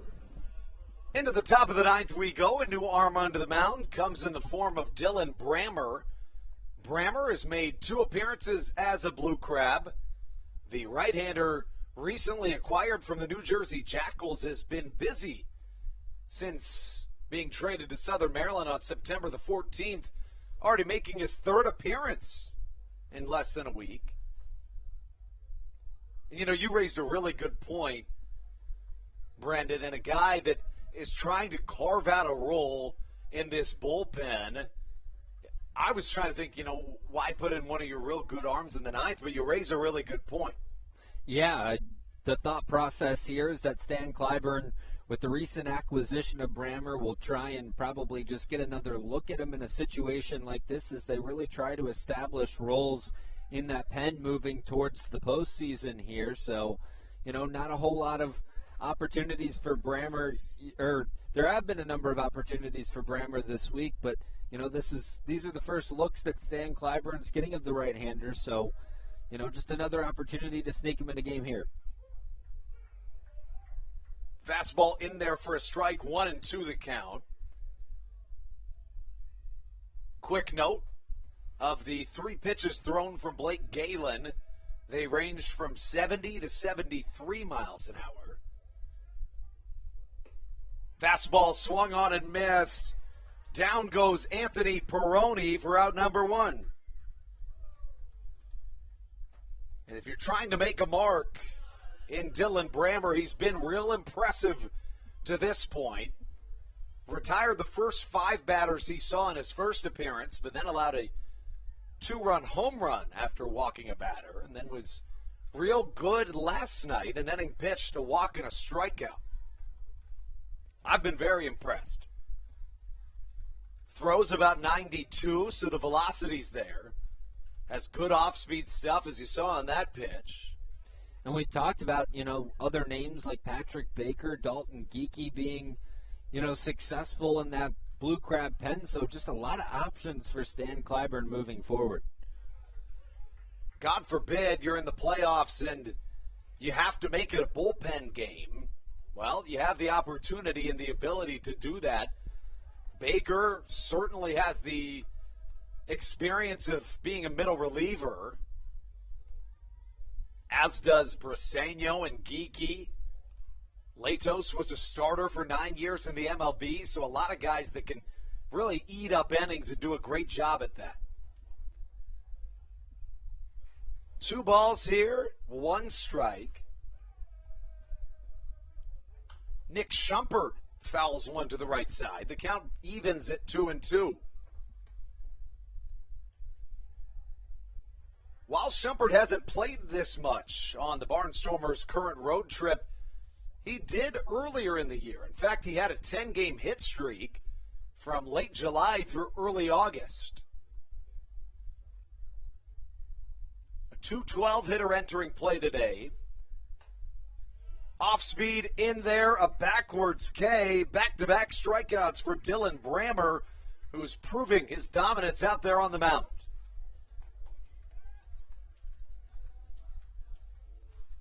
The lineup flips back to the top. Melvin Mercedes will give it one more crack up at the plate. This afternoon, Mercedes 1 for 4. He singled in the 7th.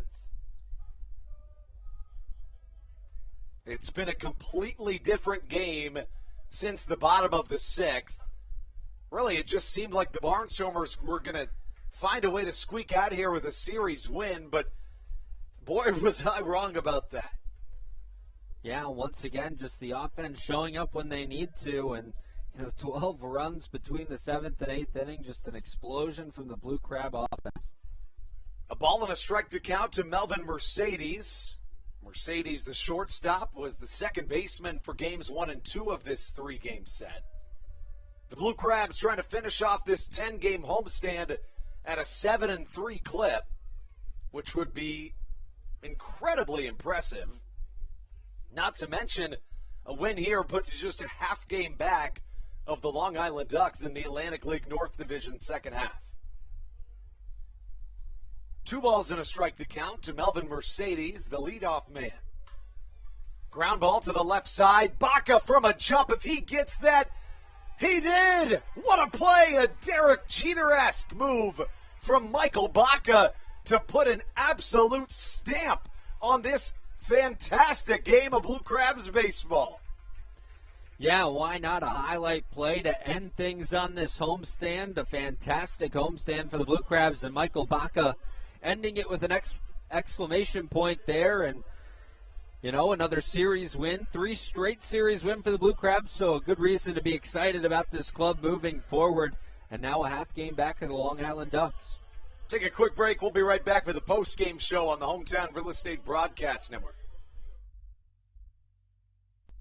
Weiss Markets is a proud sponsor of the Southern Maryland Blue Crabs and has been since their inaugural season in 2008. Weiss Markets also presents one of the Blue Crab's best and most famous promotions every single year. Kids can get in free to every single Blue Crabs game of every single year simply by wearing a jersey thanks to Weiss Markets. Weiss Markets can help you with all of your game day needs for a great price. Stop in at your local Weiss today. Eat better, spend less. That's wise. Weiss Markets is a proud sponsor of the Southern Maryland Blue Crabs. When you need a win on the road, don't get left stranded. Make AAA part of your roster and you'll always have someone on deck ready to get you home. AAA also offers car care, insurance, and travel services, and has stores conveniently located for Blue Crabs fans in Brandywine, Crofton, and Alexandria. Don't forget to ask them about membership discounts for military and first responders. Please visit AAA.com to learn more or to find a AAA location near you. This is Matt Latos, and you're listening to the Hometown Real Estate Broadcast Network. Welcome back inside the Bayonet Press Box. Andrew Banstra joined by Brendan Casera and Matthew Hargrove. Guys, that was an emphatic way to end a homestand. Matthew, start with you. You said time and time again, 7-3 is what you need to finish this homestand at. It didn't look like that was going to happen through the first 5.5 innings of this one. No, it didn't. And the reason why I said that it would be really nice for the Southern Maryland Blue Crabs to go 7-3 is because it would most likely put them in a really good spot to have a hold on that first place spot in the second half North Division standings, assuming that everyone else in the division doesn't do something overwhelming. I was wrong about that, though. The Long Island Ducks, last night we were talking about how the Ducks won 12 of their last 14, and we also talked about the pressure, how the Southern Maryland Blue Crabs, you can't put too much pressure on yourself, and that's why you have to see a 7-3 record being really good, even though you're not in that first place spot that the Ducks are in. To say to yourself that, man, we should have won, 12 of our last 14 is just insane. Or to say that you should have been doing better. It's the same thing like when Zach Collier was batting .330 and it's a 300 hitter and he's thinking to himself, well, I got to start batting .320. You just don't say stuff like that in the game of baseball. You're putting way too much pressure on yourself. A 7-3 record was really good, and you can carry that momentum into the road trip. But Brendan, as we kind of talk about exactly that, it almost feels like as we came into the homestand, to Matthew's point, 7-3 would have gotten it done. But as you mentioned, the Ducks have been so good that it almost, at the end of the homestand, feels like you had to go 7-3, which is saying a ton. But, it's a really good thing that the Blue Crabs did reach that mark. Yeah, and we go back to what we talked about earlier this week. Just win the series. That's the most important thing, and the Blue Crabs did that in all 3 series that they played in this week at home. And so, yeah, Long Island's playing great baseball right now, and they're coming off of the heels of a 9-game winning streak, which the Blue Crabs snapped on Tuesday. But, you can't really focus on what Long Island's doing. Right now, your goal is to go out and win each and every series that you play in, and the Southern Maryland Blue Crabs have done that in the last 3 straight series, and we'll see if they can continue that out on the road this upcoming week. The Blue Crabs head to York, Pennsylvania. They'll take 3 at Peoples Bank Park before heading to Lancaster right down the road. After that, the Blue Crabs come here, 3 against the Barnstormers before finishing out the season with a 6-game homestand, 3 against the Rockers, 3 against the Lexington Legends. We talk about how big this 13-3 win was. Well, how about that number 13? The 13th win of the season for Daryl Thompson. He's now 13-3. That leads the league by a wide margin, and he is now 1 win away from tying the all-time record for a career wins in the Atlantic League. What more can you say about this guy? There's not a whole lot more you can say. He's been absolutely phenomenal And Daryl Thompson today, 7 innings, 3 earned runs on 7 hits, 6 strikeouts, 1 walk, and just another masterful performance. You know, we mentioned the one mistake he made in the second inning, much like that start against Long Island where he just had the one rough inning and it zeroes the rest of the way. So very impressive from Daryl Thompson, and we'll see if that continues for him as we expect it to as we move forward throughout the rest of the season. The poise is what I think about most when I think about Daryl Thompson, and unless something goes terribly wrong, I don't see how Daryl Thompson doesn't get that Atlantic League record. It's so funny, his last 2 outings, him just having the one-pad inning and then able to go, 7 strong or 8 strong, but that just goes back to the poise that the veteran has showed.